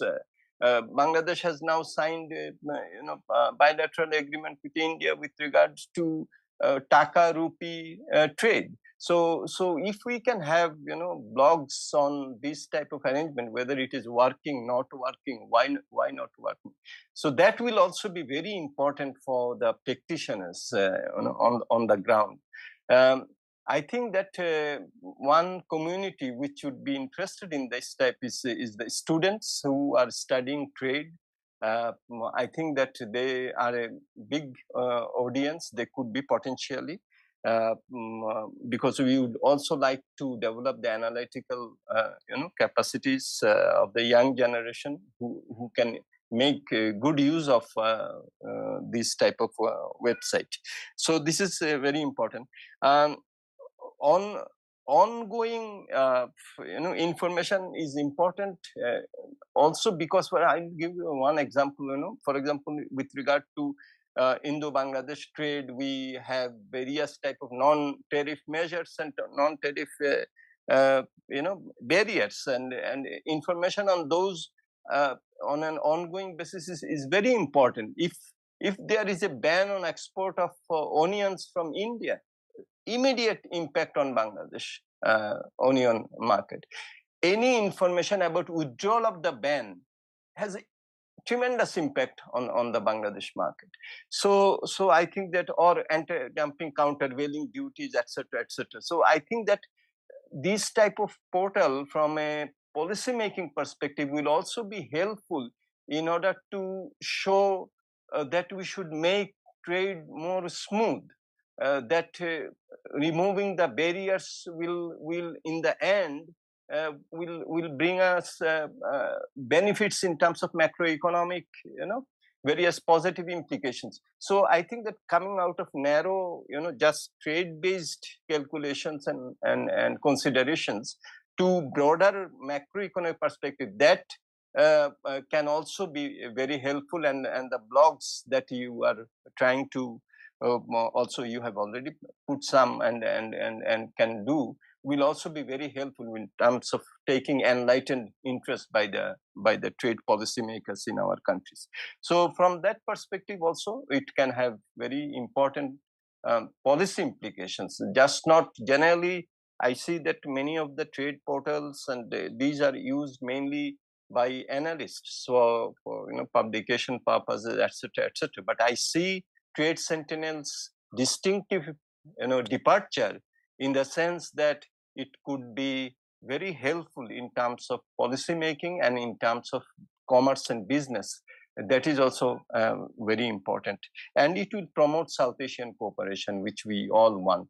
So once again, congratulations, Sanjoy, TG, colleagues, and we will be there, Sanjay, as you know, our roots go back many years, and we will continue to collaborate and cooperate. Thank you.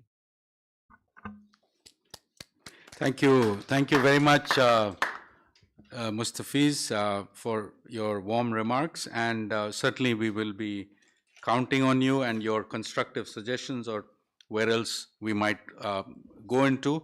And given what you said, may I also just invite all the panelists who are here to already, I mean, if it would be great if you can contribute a blog to begin with on any aspect of, the trade, timely issues, stuff that you're working on. Doesn't necessarily, the good thing about the blogs, as Mustafiz pointed out, doesn't have to be restricted, because we are restricted to trade right now because of, it's, as you know, it's a huge task to even just do trade and trade policy issues. But we also want to broaden the discussion in a broader, into a broader macroeconomic issues, into trade facilitation issues or services, FDI. So may I invite all the panelists, as and when time permits, to contribute, 800, 1,000 word piece, which we can put on our blog space. So let me now turn to, we have two more panelists, and my friend Anushka, I do not see him, but I assume he will show up. There he is. I used to, again, known him for many years, an old friend, but he's much younger than me, and I can tell you he's a very dynamic young man, and lots of good ideas. He runs now Center for a Smart Future, but he's also worked with government and with IPS in the past, and I'm looking forward very much to Anushka's thoughts. He's in Sri Lanka, so the second panelist from Sri Lanka. Over to you, Anushka. Thank you very much, Sanjay. I hope everyone can hear me. Sanjay, could you give me a thumbs up if you can hear me, or someone from the audience? Yeah, we can hear you. Yes, okay. Great. So I think I join my fellow panelists in congratulating both you as well as the other experts who collaborated to put this together. And also, it's nice to have a new way to engage with something that CAS SOPAS has supported. I think you remember the publication that some of us were part of also. And I think there's no doubt that this is a very important initiative and timely for many reasons, including what Professor Mustafiz also mentioned around the graduation of several of our countries in South Asia, but also the number of trade policy changes that happen in our countries. And even though we have, because of WTO, TFA commitments, many of our countries do have trade information portals, they have varying degrees of information, varying levels of update, and varying degrees of searchability or user-friendliness of those databases. So having it in one place with one consistent way of searching for information becomes very useful. Also, even though countries have their own databases, I've found that additionally having some of this on an independent third-party database adds that additional layer of validation or checking which extra regional parties would find useful. So Sanjay, in the guidance to the panelists, we were asked to think about the potential audience and stakeholders. So rather than thinking of it, in abstraction, I actually asked two former colleagues and a friend who might give a sense of what the audience might find useful. So a former colleague at the Ministry of Development Strategies and International Trade, where I spent some time, a former colleague in the private sector at the Chamber of Commerce, and a friend who is a journalist. And I asked each of them the question, what is the most useful feature? And I'm only relaying the answers to you. For the person in government, it was the policy trends section. Sri Lanka vis-a-vis other South Asian countries, some of the very sharp insights that along with graphs that you have presented, easily citable for them, easily understood insights that are new to them and they don't have time to produce on their own. So for the person in the private sector, it was the information, of course, on the South Asian trading partners, but they did say that they tend to typically refer to the individual country customs or commerce websites or government websites to get the information they need. But instead, the country pages from that top drop-down menu where you can select the country and you get all aspects, whether it's trade or in the future, all the way up to FDI, they found that to be a useful feature. For the journalists, interestingly, it was the simplicity of the website. And they said that typically they struggled with databases that maybe some of us are more familiar and comfortable with databases, other WTO database, ITC trade map, and so on. So the navigability and simplicity without over-engineering the website was a key feature. So I'm just replaying some of this to you because I think it's important to understand who the most useful audiences could be for a portal like this, which does come on the back of other available portals that exist. So, and to be honest, I'm not sure if you can make everyone happy. Every type of stakeholder may not find this their go-to. So it might be useful to try and identify who are those types of stakeholders for whom the most value is created and really make this their go-to. Having been on the policy side of things and in government, I could really see some of the data and the insights being very useful and digestible for policymakers to cite or refer to. And I think right now in Sri Lanka, there's actually an immediate use case because Sri Lanka is in the process of formulating a new national tariff policy. It is one of the prior actions under an ongoing World Bank lending program. So actually some of the insights that are already there in this would be useful in helping stakeholders think through questions around Sri Lanka's own status with regard to tariff and in comparison to other South Asian countries. And in fact, plan to share, once you're okay to share this publicly, share this website with some of those folks in government who are part of that tariff policy committee. Moving on to kind of the country section, I think the latest notifications page is very useful, especially for a country where, as Subhashini can attest to, there's frequent changes on some aspects of trade policy.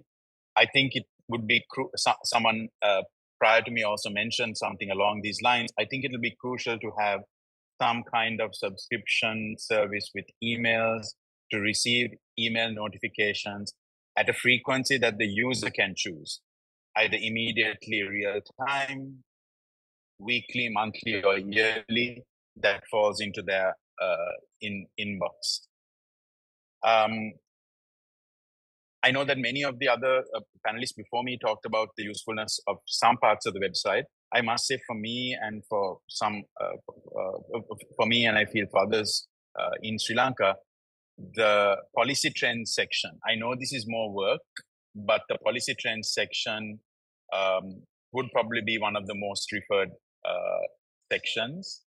And within this, it might be useful to kind of double down on and have more aspects built in, more aspects and questions that are interesting for someone to look at. For instance, for Sri Lanka, we have a tax called the Special Commodity Levy, which faces frequent changes on a product basis, and being able to track changes to this special commodity levy or SCL by time of year or by type of product, and for a user to be able to run queries like which products are the most often subject to SCL changes in Sri Lanka, or how often have SCL on beets been imposed over the last 3 years. And it's not just out of curiosity or interest. These are real trade implications, because these are some of the commodities that Sri Lanka tends to have the most trading relationships with in South Asia. Onions and Pakistan, for example, is a big one for Sri Lanka. Eggs and India more recently. Overall, on the country-specific section, perhaps there could be a function to download an automatically generated kind of country report that just pulls from the existing information from all the different tabs and just downloads it as a one country report, so that at any one time someone downloading this gets a quick snapshot in one document. But I must say, having heard a lot of the suggestions by other panelists also about what more could be put in here, I might take a contrarian view that we should guard against content creep, because we had an experience at the Ceylon Chamber where we launched a platform with partners called Trade Watch during COVID to update businesses on all the different changes that were happening during COVID, which relate to trade restrictions, border restrictions, tariffs, and so on. When I look at it now, that portal has simply become a news updates portal. It has become an everything portal. So I think it'll be useful to really think about, while having a wish to include all the different news sections, would there be also a risk of content creep? And for example, honing in on one or two of the most compelling features of the website, like the tariff comparison tool, and really popularizing that, which then draws the audience into the overall Trade Sentinel website. I want to just conclude with a couple of broader suggestions. I looked up the definition of Sentinel to really understand what that means. And the definition I got was a soldier or guard whose job it is to stand and keep watch. So in this spirit, might I suggest that a new area that Trade Sentinel goes into is to what extent countries' trade policy changes are in line with good practices, the country's multilateral commitments, or how a unilateral change might affect a country's commitments under the bilateral agreement. So could, for example, the analysis section be enhanced to include this? I think the reason why this hits close to home for Sri Lanka is that during COVID and for several years after that, we introduced certain trade policy measures that were quite problematic. There was little information to indicate how these changes stood against good practice. For instance, whether some of these were even notified to the WTO, and so on. Within this also, given that this is very much South Asia focused and it's the spirit of greater integration and cooperation in the region, could there also be a built-in component on how a country's unilateral trade policy changes sit alongside our South Asian integration goals? I mean, this may not need to be real time, but from time to time, Trade Sentinel would take stock of how are we opening up to each other or not, how by unilateral policy change or individual countries change has been more or less beneficial to extra-regional countries or our intra-region. The final point I would make is, I think, around information, and maybe this is not a common point for all countries, but it sometimes is a comment for Sri Lanka, on the veracity of information. I think on things like tariffs and sometimes even para-tariffs, the information is a little more credible and can be checked against what's put up at customs. But some of the other areas that were being suggested around other trade policy shifts, investment policy changes, it can be difficult to discern between announcements and an actual change. One that is formally enacted and enforced versus something that is announced by a minister but has a long way to go to be enacted or enforced. Because we have seen on some other portals, these get picked up and get reported as if it is in force, when in fact it's not. And frankly, reading the Sri Lankan news sometimes might give the impression that Sri Lankan policymakers and public officials are prolific at bringing in new reforms because we have so much out in the media. So maybe through partnerships with organizations in the country, you could provide some informal sense checking that, something that we do on a voluntary basis whenever there is a query about the veracity or accuracy of information. So I'll stop here again by just once again congratulating the team. Thank you for making this contribution for all of us. But do guard against, trying to appeal to all stakeholders and also trying to include all the possible bells and whistles, because sometimes there is value in simplicity and value in one or two features being the most compelling, most visited reasons on the website. Thank you very much, and thanks Sanjay for having me part of this launch. Thank you very much, Anushka. You can see why I think so highly of Anushka. And yes, Anushka, you can actually share. The website is now open to the public. Am I right? Yeah, tradesentinel.org. Anybody can access it, and we keep adding stuff to it. But if whatever is useful there certainly can be picked up by colleagues in the policy making circles. And thank you for sort of taking that extra effort and canvassing, friends in different circles to get some valuable feedback, and also for all the very practical suggestions that you made and the contrarian view you took, which is in a sense is a very good sort of benchmark to hold ourselves against when there is, of course, a huge temptation to expand into other areas. And there are obviously arguments to be made on both sides.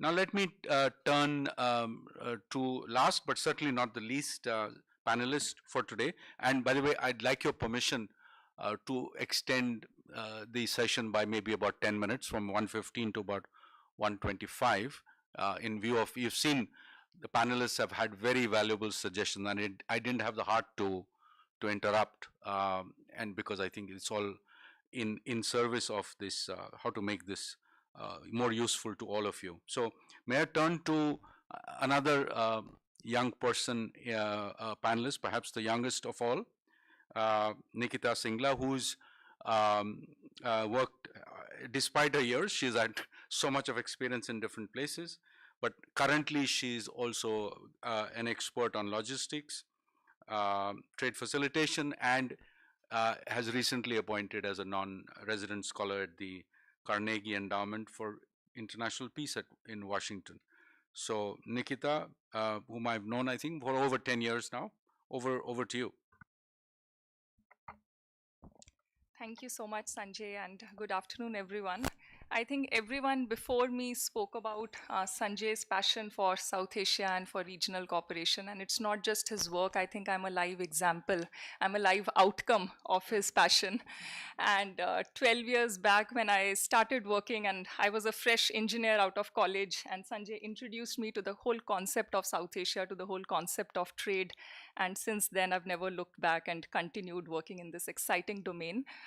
So, and likewise for TG, I remember all our weekly Wednesday lunches in Washington when discussions on trade and regional cooperation never sort of finished. Congratulations to the entire team. I think when we talk about India, it's in India right now, the pace of trade facilitation is more than ever before. And the good part of India taking a lead in trade facilitation is that all the countries in South Asia can follow. Then they actually have a benchmark that if India can do it, the other countries can also take similar measures. And when I was looking at Trade Sentinel website and looking at the tariff comparison tool, I was getting reminded of all the field trips on the ground. I'm working with the finance ministry for last 5 years, and in compliance with the trade facilitation agreement, we are doing the time release study at 15 ports in India. And we were actually seeing that when we go to the ground, the biggest challenge that you come across is there's this whole ambiguity around HS code classification. There's this whole ambiguity around what tariff line would it fall under. And as a result of that, it also adds to the delays in customs clearance and overall release time at India's ports. And just to give you a number from the latest time release study that we did in 2023 to set the context, if we talk about non-facilitated goods, which is red channel cargo, about 18% of cargo is subject to queries by customs. This could be because of several factors. I'm not saying this is the only reason. It could be because of submission of documents that should have been done in e-Sanchit at the first stage in the self-assessment itself. But it's also,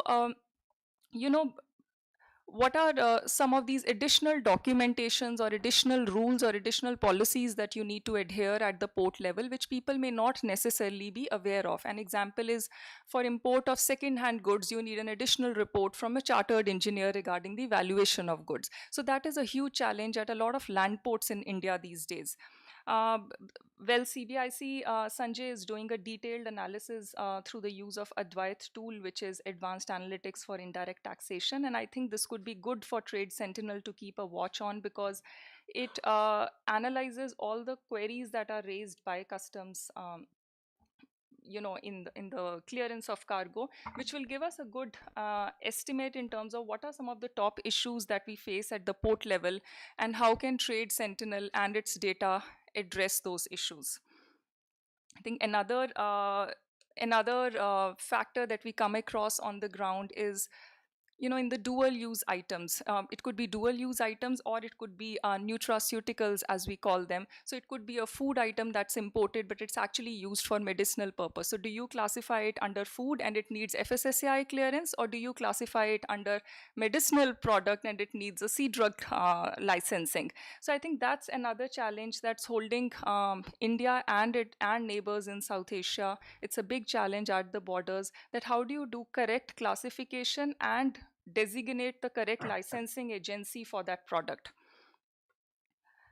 I was glad Vaqar spoke about SROs. I also did the time release study last year for the government of Bangladesh, and we found that when at India-Bangladesh ports, one of the biggest challenges is, and I think it's a low-hanging fruit which Sentinel can address, is that all the SROs issued by NBR in Bangladesh are in Bangla.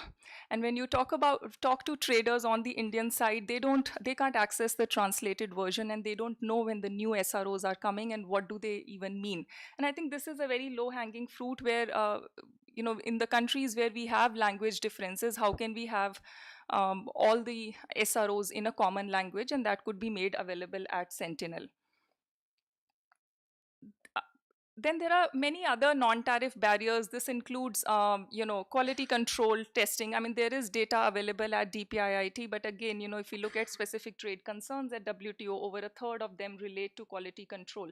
So this is a big challenge on the ground. How do you actually address these? What are the new policies that are coming in? What are the new rules that are coming in? What is the legislation, or what is the policy with respect to the mutual recognition on testing of these products? Because there's this lot of discussions around that all the manufactured goods that are coming in, they need to be certified by BIS accredited labs. And now foreign laboratories are asking how do they get BIS accreditation. So I think these are some of the challenges that we see on the ground. And I think Selim also spoke about it, and Prabir as well, that one discussion is about trade and one discussion is about actual procedural obstacles that ports are facing on the ground. And in terms of non-tariff barriers, another point I want to add is some recognition in terms of differences in sanitary and phytosanitary measures, and maybe that's a database that Sentinel can also address. In one of my recent trips to India-Nepal border, there was a lot of discussion how differences in SPS actually create hurdles for cross-border trade. And an example was frozen meat of swine, where India's limits of those different melamine and aldrin, they are different compared to the Nepalese standards. So that also creates a challenge. So one is actually going a step further and working at the policy level on harmonization of this SPS, but I would say taking a step back and actually identifying and making a database of the differences in these SPS TBT measures as well as QCOs where they are needed. And lastly, before I close, I want to, Sanjay, you also introduced me, among other things, to the concept of gender tagging that the World Bank had introduced. And I think there's World Bank research which says that there is a gender-related tariff differential, between products. So maybe this could be a part of ambitious expansion in the future, but also to look at, how are some of these gender-related tariff differentials factoring in terms of advancing women's inclusion in trade. So let me stop here. Thank you so much. Thank you. Thank you very much, Nikita. And you can see the wealth of experience that Nikita has garnered in these few years that she's been working, and since we first interacted 12 years ago in brief. So let me now open the floor to some very distinguished colleagues who are present with us and also those who are online. But taking the advantage of proximity, let me first open it to the floor here. Any thoughts, comments, questions? Yeah, Ria. Thank you. Congratulations, Dr. Kathuria, Dr. Srinivasan, Prabir, on this excellent portal. It does fill a significant knowledge gap in regional economic integration in South Asia, and its importance is exemplified through the growing wish list of how much more this portal can do so far. I have one question and adding to the list of suggestions that you've already received. What is the periodicity of update of this portal, and are you also looking at port specific notifications when you're updating them on the portal? Because some of them are central level, they're port specific notifications which are different. And a recent example from Doki, for fruits and vegetables have been stopped from going into Bangladesh, and that's a very port specific thing in Doki. So are you looking at those kind of notifications as well? And one suggestion is that, several panelists spoke about the LDC, Nepal and Bangladesh graduating from LDC. And what is going to happen is they're going to lose several trade-related international support measures. So is it possible to, on the portal, to also have these ISMs listed, especially from WTO, from the regional trade agreements that they are set to lose? The graduating countries know what they're losing, but the other countries who want to trade with them, it might be a good exercise into knowledge building on how they can support Nepal and Bangladesh further in this endeavor.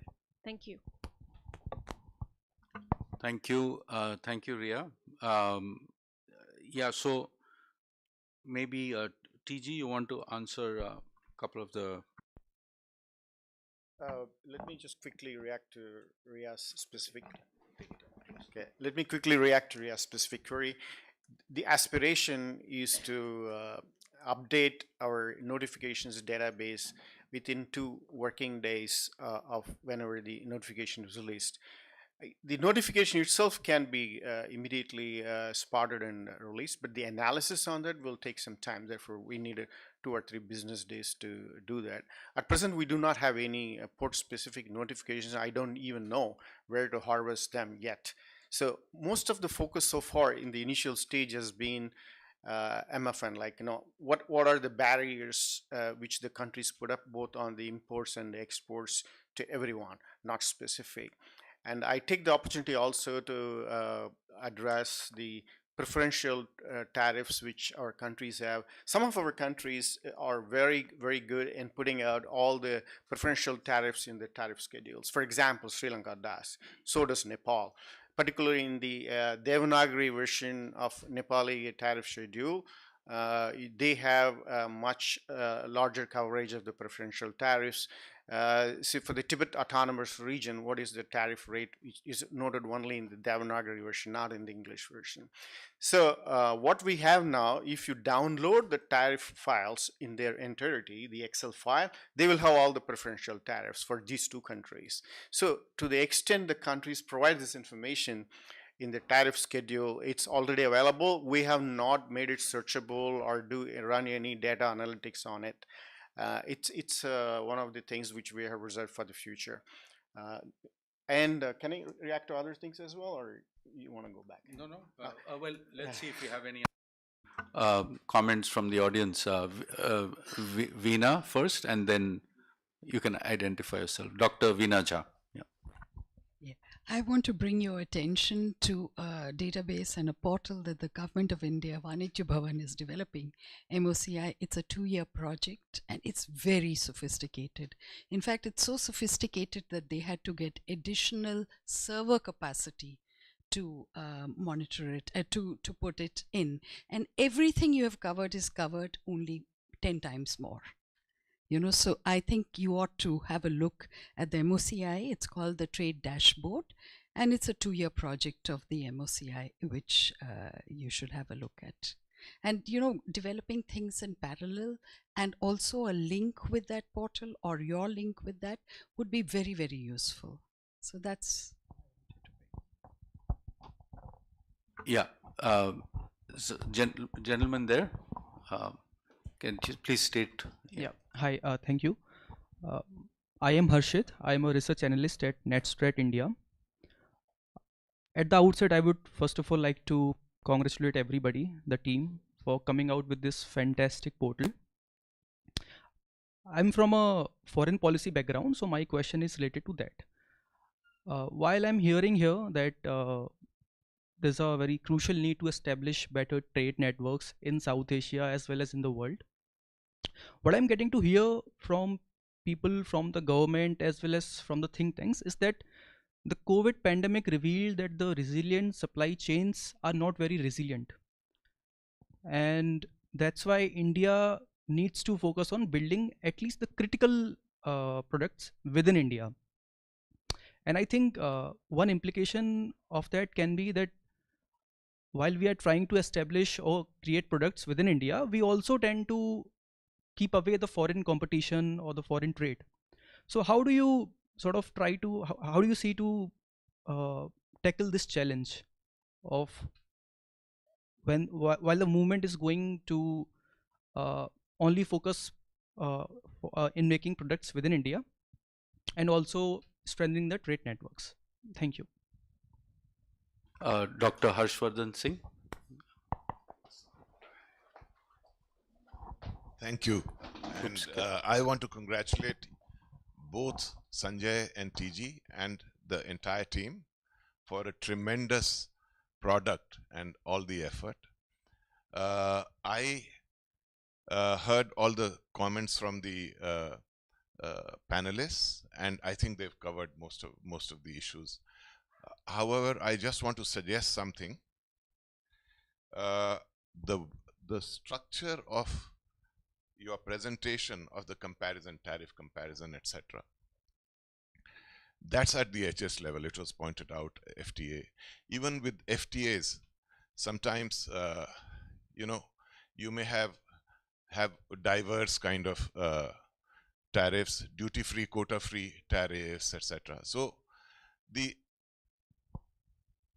HS level itself, say for India, so Veena and I, we are working on some details of electronics, mobile phones. Same HS category for electronics may have 3 different tariffs depending on which product it is. And that's not in the schedule. You have to go deeper than that. So it all depends on whether you want to do that in aggregate, i.e. overall, or the other, the content creep is a very, very valid point. I think, Sanjay, you said that there is benefit in both. how to balance that. One is you should continue with the way you're doing it. Plus, you may take some special issues to highlight, not in a blog, but larger than a blog.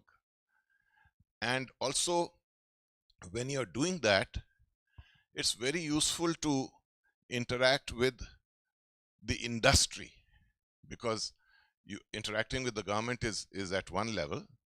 Industry, because they are the ones at the receiving end. What are their interests? Where do they see some concerns? You'll have to also prioritize on which of the issues you would like to look at. Maybe some of the policies which are sector specific but can be horizontalized.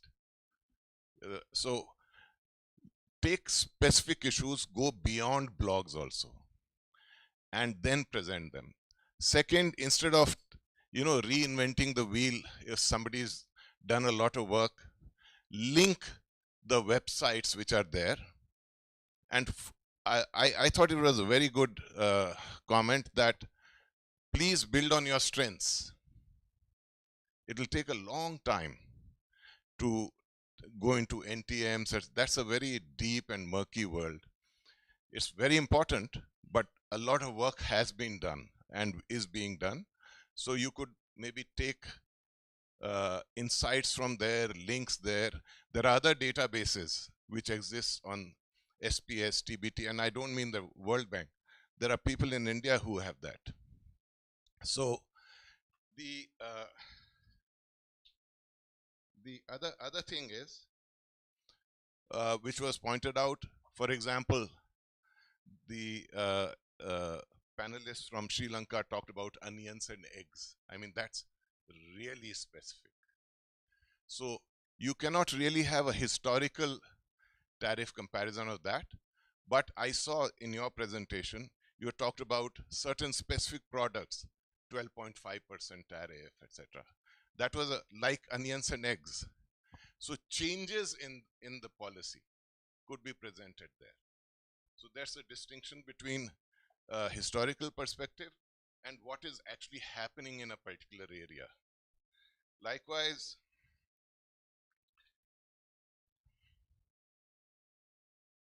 one of the things I think you should just not focus on FDI right now. FDI is a very detailed aspect, but you can focus on tariff policy which impacts FDI. And in FDI, if you want to actually achieve high level of scale, you need predictability and stability. These were words also some of the panelists used. So if one of the statements were that in South Asia, you have annual tariff changes. Who will plan a huge investment level which requires 2-3 years when there is a lack of predictability of that type? There are Southeast Asian countries, like in Malaysia, when they give tariffs, it's given for 5 years. So maybe one of the things which you could do, and this is very, very much possible with tariffs at 6-digit levels, and there is data on that. What is the stability of or the change of tariffs in certain sectors across competitive countries? We did a comparison of India, China, Vietnam, Philippines, Thailand, and Malaysia, and Mexico also. Yeah, Mexico for good reason that FDI does go there. So if you can have those kind of special studies planned, you will actually find a balance.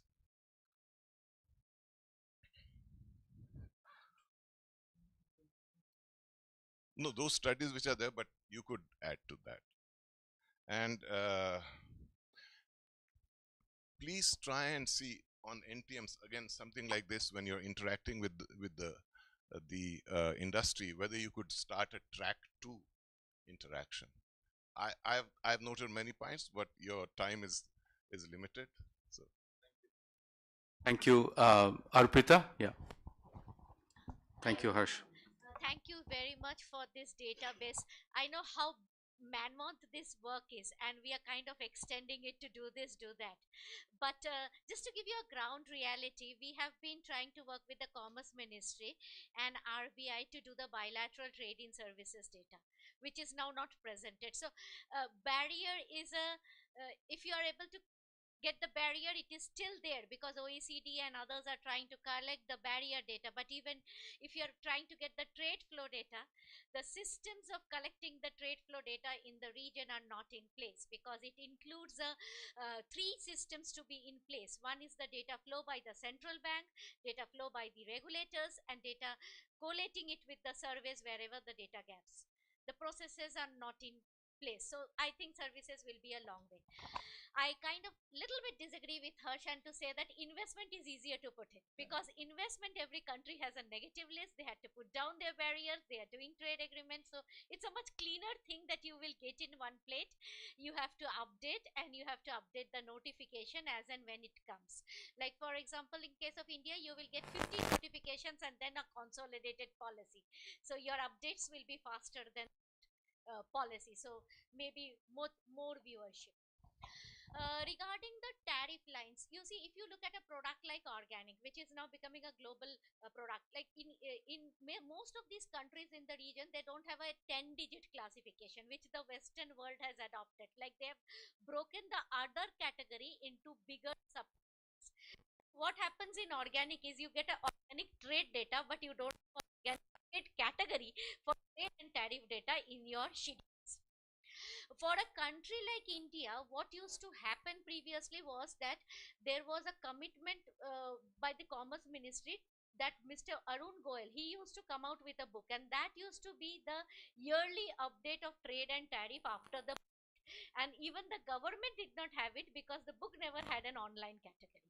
Now, if you go to and grab the book and somehow be able to, without violating IP, convert it into an online category, that would be a massive gain for everybody who is trying to work on India. That's big is the issue. You know, getting a authority to convert it online. So even if commerce is doing the work, they will still face an hurdle because they have not cracked that part of the storyline. I think this is a very good exercise. It is a needed exercise, and these kind of work will be a work in progress. But on a whole, it is definitely in the right direction. Thank you very much for taking this up. Thank you.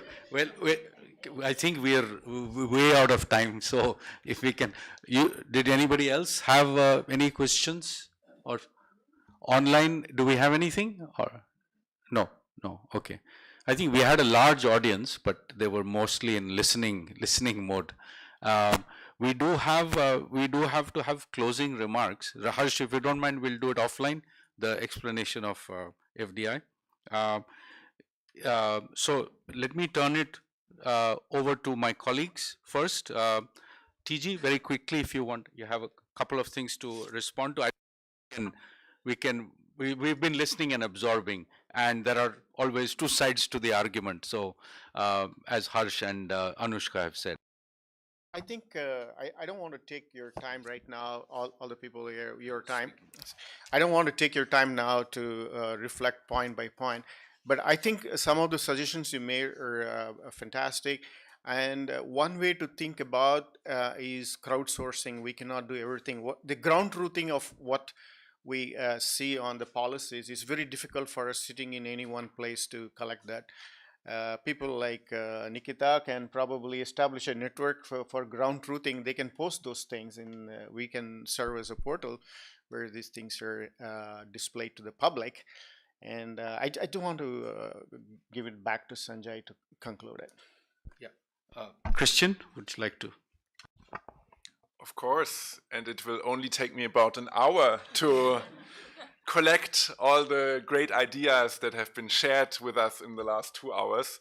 But joke aside, I liked one point very much. I mean, we talked a lot about the regional integration of South Asia, and I like the point that Mustafizur made, that you took a glass half full on South Asia and you made it full. But I have another idea, or another picture came to my mind. And this is maybe the Sentinel created the bottle, and everybody who is involved in this process can take this bottle and decide how full they want to pull the glass. So it's a valuable tool. And it's not only maybe a bottle of water, but it's obviously also a discussion starter. I mean, we had so many ideas now in the room. And to me, it's absolutely exciting to see where this will take the Sentinel in the coming year. But I think this idea of discussion starter, of getting involved with different target groups, with students, with media, with policymakers, of course, this is also a dimension which is very important for Konrad Adenauer Foundation. And I think that this is the area we can also give added value with our regional media program, with our regional policy dialogue.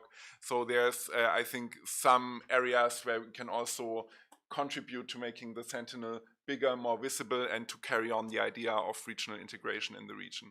So thank you very much. So it's impossible to try to summarize everything, and I will not try, because you've all been here, you've heard all the suggestions, and there is always going to be a tension between, as Anushka very beautifully put it, the temptation of adding stuff versus focusing and doubling down on things that we know. And in time, I think one crucial thing will be adding, so human resources, as you can see, are very minimal, skimpy in terms of how many warm bodies we have, and that's the core part of adding additional things. So if we can add warm bodies, and I'm looking here not just at CAS, but also I know there are others potential who are folks who've been listening and that we've been talking to. So if this is you've heard, we welcome the welcome that you have given the Trade Sentinel, and I think apart from the sort of the financially supported human resources that the Sentinel itself will have, I think it's very important to have this wider audience, the wider goodwill, the community in South Asia, drawing on what Prabir said.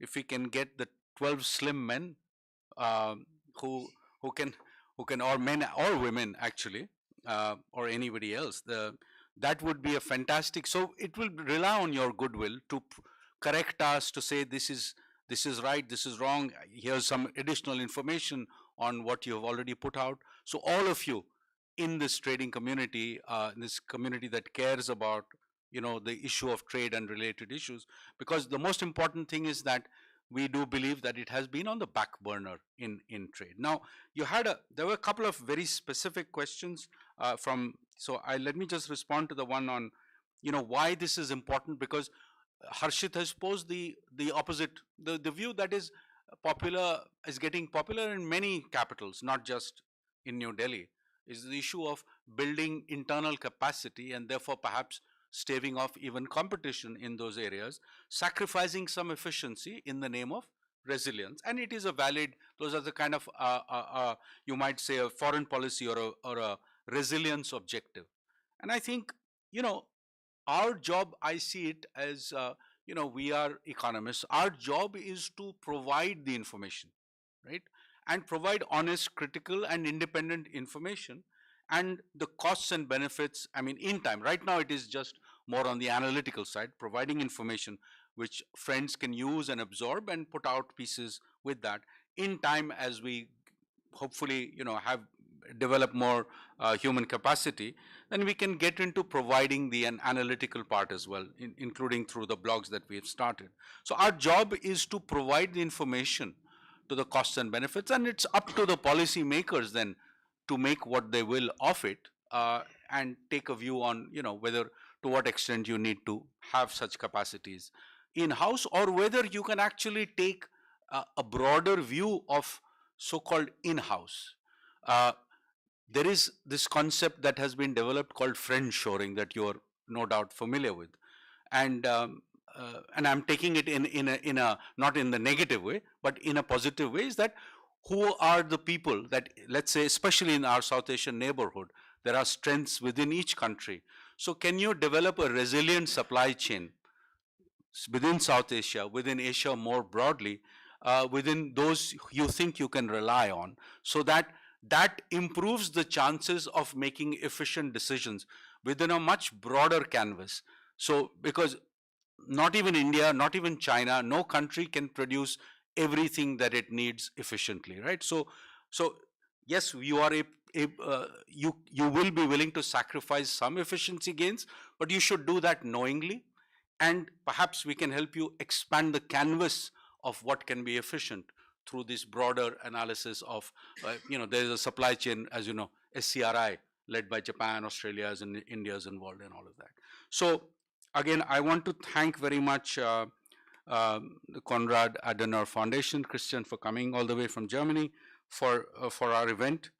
And thanks to all of you who've spent actually a long time with us during this, these last almost 3 hours now, and to our online audience all over the world. And thanks again to the Center for Social and Economic Progress for providing such a so warm and gracious parking spot for the trade Sentinel. And now the pleasant duty is to thank individuals who've actually made this. It's been a pretty Herculean effort to get this together. So in particular, Gurmeet, I would like to really thank Gurmeet for all her hard work for this. Yeah. And Prerna, who is also,